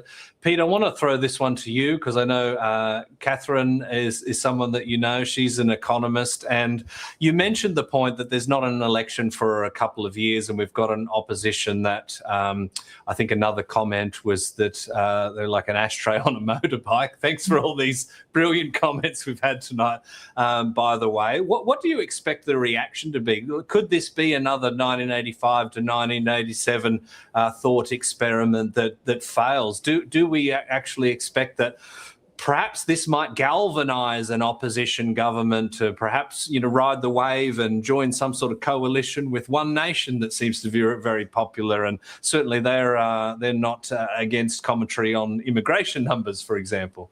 It could be. If you think back to the May 2019 election, and Labour took very similar proposals to these to the election, and partly because of that, they lost out on election night. There's a lot of scare tactics from the opposition, from the coalition at the time under Scott Morrison. So, in Australian politics, the parties are much closer together than you might see in a lot of other countries. So the opposition will always be looking for a way to wedge the government, and this is one of the things they can go to the next election with. Labour is against aspiration, they're taxing your capital gains, they're going to stop you being an entrepreneur. It's unfair to the younger generation. All of those things will be policies that the coalition will take to the next election. They're obviously going through a difficult time at the moment, and there's been a shift in the voters to the further to the right because of immigration. So it may be that there's, if they're going to win, they might need a coalition of the coalition to get across the line. But it will definitely be a factor that feeds into the next election. It's still 2 years away though. And these changes for negative gearing anyway come in from 1 July 2027. But then, the thing with the very short election cycles in Australia, you're only ever 3 years away from the next federal election. So it does all come around pretty quick. And I imagine as we speak, the coalition will be sharpening their pencils, saying, well, this is a terrible budget. We'll offer you something different, lower tax, and we'll cut spending and waste. And so, yeah, it could easily be something that comes around for the next election in 2 years' time. I just wonder whether 2 years is long enough for Labour's vote to become, less popular and for the opposition parties to get into a position of strength. A lot can change quickly, so yeah, possibly. And in New Zealand, it was one of the things that got reversed as soon as there was a change of government. Bang! Like the deductibility rules were changed straight back. So yeah, it's definitely a possibility. I just wonder if the lessons have been learned. If you look at what happened in 1987 and why they had such a dramatic about face, it's because rents rose dramatically. Have we not learnt any lessons? Yeah, well, that's the acid test, isn't it? If we start seeing a big spike in rents, then the unrest could grow pretty quickly. The only positive is that the super funds, there hasn't been a war on super funds like it has had in the past budget, so they've been a little bit left untouched, and it might be that we do see a flight now to people maybe utilising more concessional and non-concessional contributions into super and bulking that up. That might be a more efficient way from a tax perspective to gain a healthy retirement, because at present looks like they're not going to make any changes to it. They haven't spoke about changing the discount in super. They've more spoke about changing 50% to the indexing method. And we all know that super is a 33% discount. So you probably will see a flight, again, especially for more sophisticated investors, to progressively bulking up their super funds to acquire more property. So people will just find other ways to continue to invest and do it in a more tax efficient manner. But that's where I think, and I've just received lots of text messages about setting up supers and stuff like that literally right now. So already people's wheels are spinning saying, no worries, you want to tax us more? I'll just go and pump more of my wealth into super and I'll buy something there and quarantine the tax at 10% if I hold it for longer than 12 months. Well, we're working hard for ASIC, huh? Yeah, and I think all of us are going to be busy fielding calls. My phone has already gone absolutely bananas at the moment. I'll be up all night dealing with those commentary. But I think, Jeremy, you'll be the busiest of us all as an accountant on the structuring side of things. And just to sort of contrast and let us know sort of what it looks like pre-budget, post-budget for personal, trusts, company, for people that are still going, look, I had my heart set on buying an investment property with the tax return I'm going to get at the end of this financial year or the pay rise. What does it look like? And is this a fundamental change to the way we consider investing in Australia? Yeah, it will be, because the indexing method, remember, they've created a floor at a minimum 30%. So worst case scenario or best case scenario, you'll be paying 30% tax. That indexing method could mean the tax could be a lot higher. So it will force a lot more people to corporate entities like companies now, especially around the reform to introduce the minimum tax of 30% in discretionary trusts. How you structure that company becomes very important with different classes of shares. Accountants used to structure companies by just putting a trust there and we can move all the things around. But now there'll be maybe individual shareholders, different classes of shares, which allow you to stream dividends to different individuals. So we'll think of things. We always do. That's our role. That's why we get paid, to minimise tax. And that begs the question: if the goal of this was to remove investors from the equation, but they're just pivoting into the best tax structure that they can do it, is it just going to increase compliance costs for investors, but it's not necessarily going to move the needle? To cut off your nose to spite your face. They are going. This is where people need to understand. The wealthier people that have access to the good, consultants like your Cate, Pete, Mike, good accountants, advisors, they're going to be all right. But your people wanting to grow that portfolio again for the purpose of staying off the government teat at retirement phase, that's who Labor are hurting today with the economic policy and reform. They'll take a long, hard think after this, and they'll survey the feedback that comes back. It's got a lot harder, hasn't it? All right. Well, I want to throw it out to some questions because, of course, we're not going to stay here all night. But while I let people have an opportunity to ask any particular burning question that they have for the team, I'd like to do a little bit of a rip around anti-clockwise as the screen presents its way in front of me. Starting with yourself, Cate, how would you rate this budget, and what do you think is going to be the most meaningful changes to property and property ownership and investing in Australia? Well, that's tough. I think first response is I think it's a bit of a disastrous budget.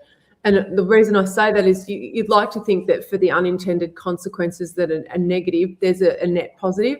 I don't think there is. I'm not saying that. And, when we look at the savings that are being generated and then, in a one-liner, an extra $53 billion worth of investment in security or defence, I'm really nervous about the changes that are being made that will negatively impact a lot of Australians at the expense of some of these other initiatives.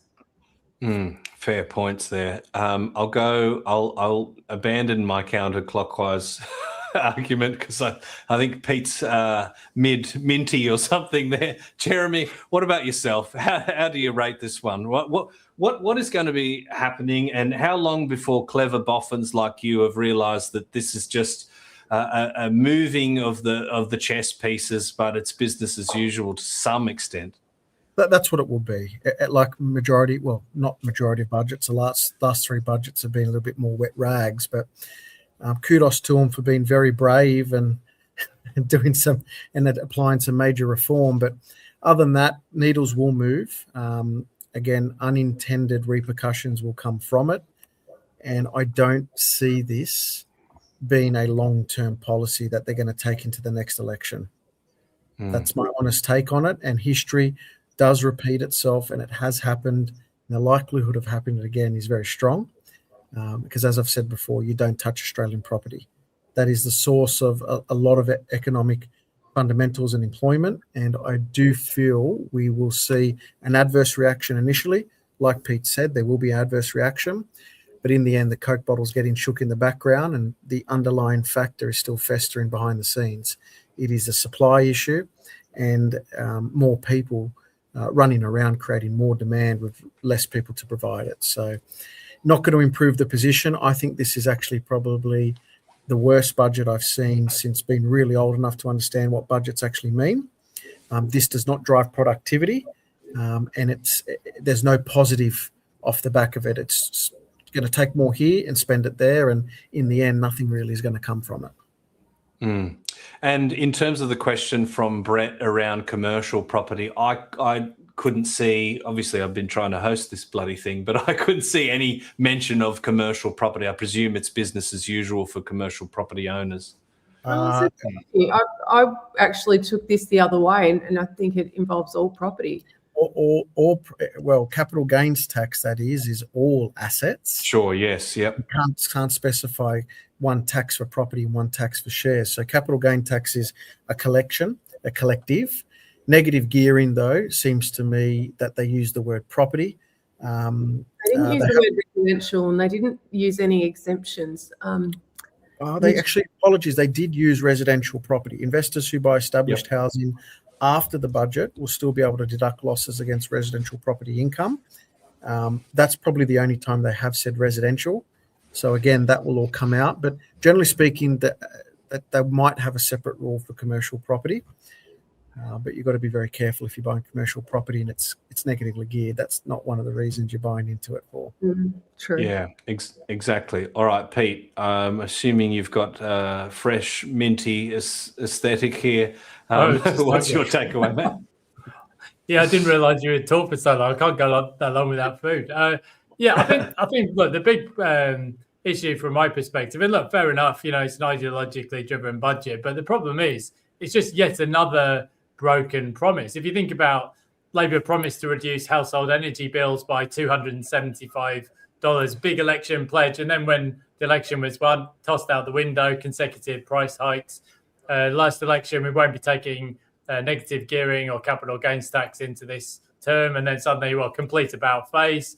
So that, from that perspective, it's garbage. I think the big asset test is going to be what happens to housing supply, because the policy says we'll let people invest in new builds and that'll keep that market ticking along. But I mean, it's already a fragile market for pre-sales for apartments, and if you're going to potentially deter twitchy property buyers at a time when auction markets are already at their worst level in 4 years or something like that, I just don't think it's going to add to housing supply. And yeah, I think that's going to be the challenge, because we're already, as you said, about 30% or 25-30% behind the target. Immigration still high, and in the end, you can't tax your way to more housing like that. So I think that's going to be the challenge. If we've got this mismatch between high immigration and slow housing supply, if that continues, then it could potentially become a real issue for the government.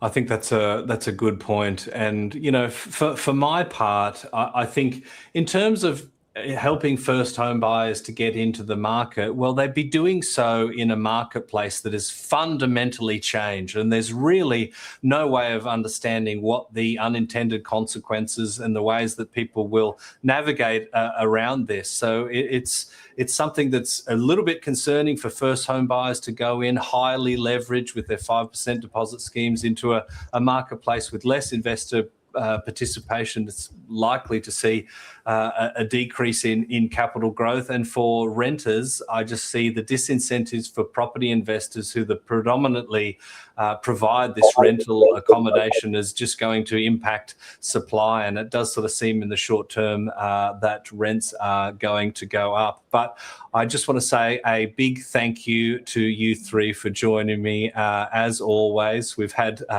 quite a number of these budgets together. I think we've missed some band members here and there for various reasons, but it's great to have you all back together for what is the biggest change to property of any budget that we've certainly witnessed, and probably the biggest change since 1997. Would you say, Jeremy? 1999. Biggest tax reform since 1999, but can definitely say this is not for the positive. But again, we'll see what the details shed when they bring it to the public.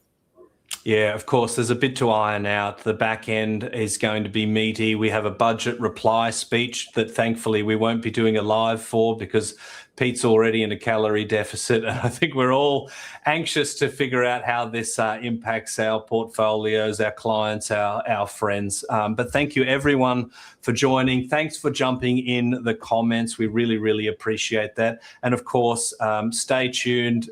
We'll be providing some more updates in the next little while as well. But that was Budget Night 2026, an absolute stonker for property, and remains to see what will be legislated. But of course, we'll be keeping you up to date on all of that. Thank you very much, you three, and for everyone for joining.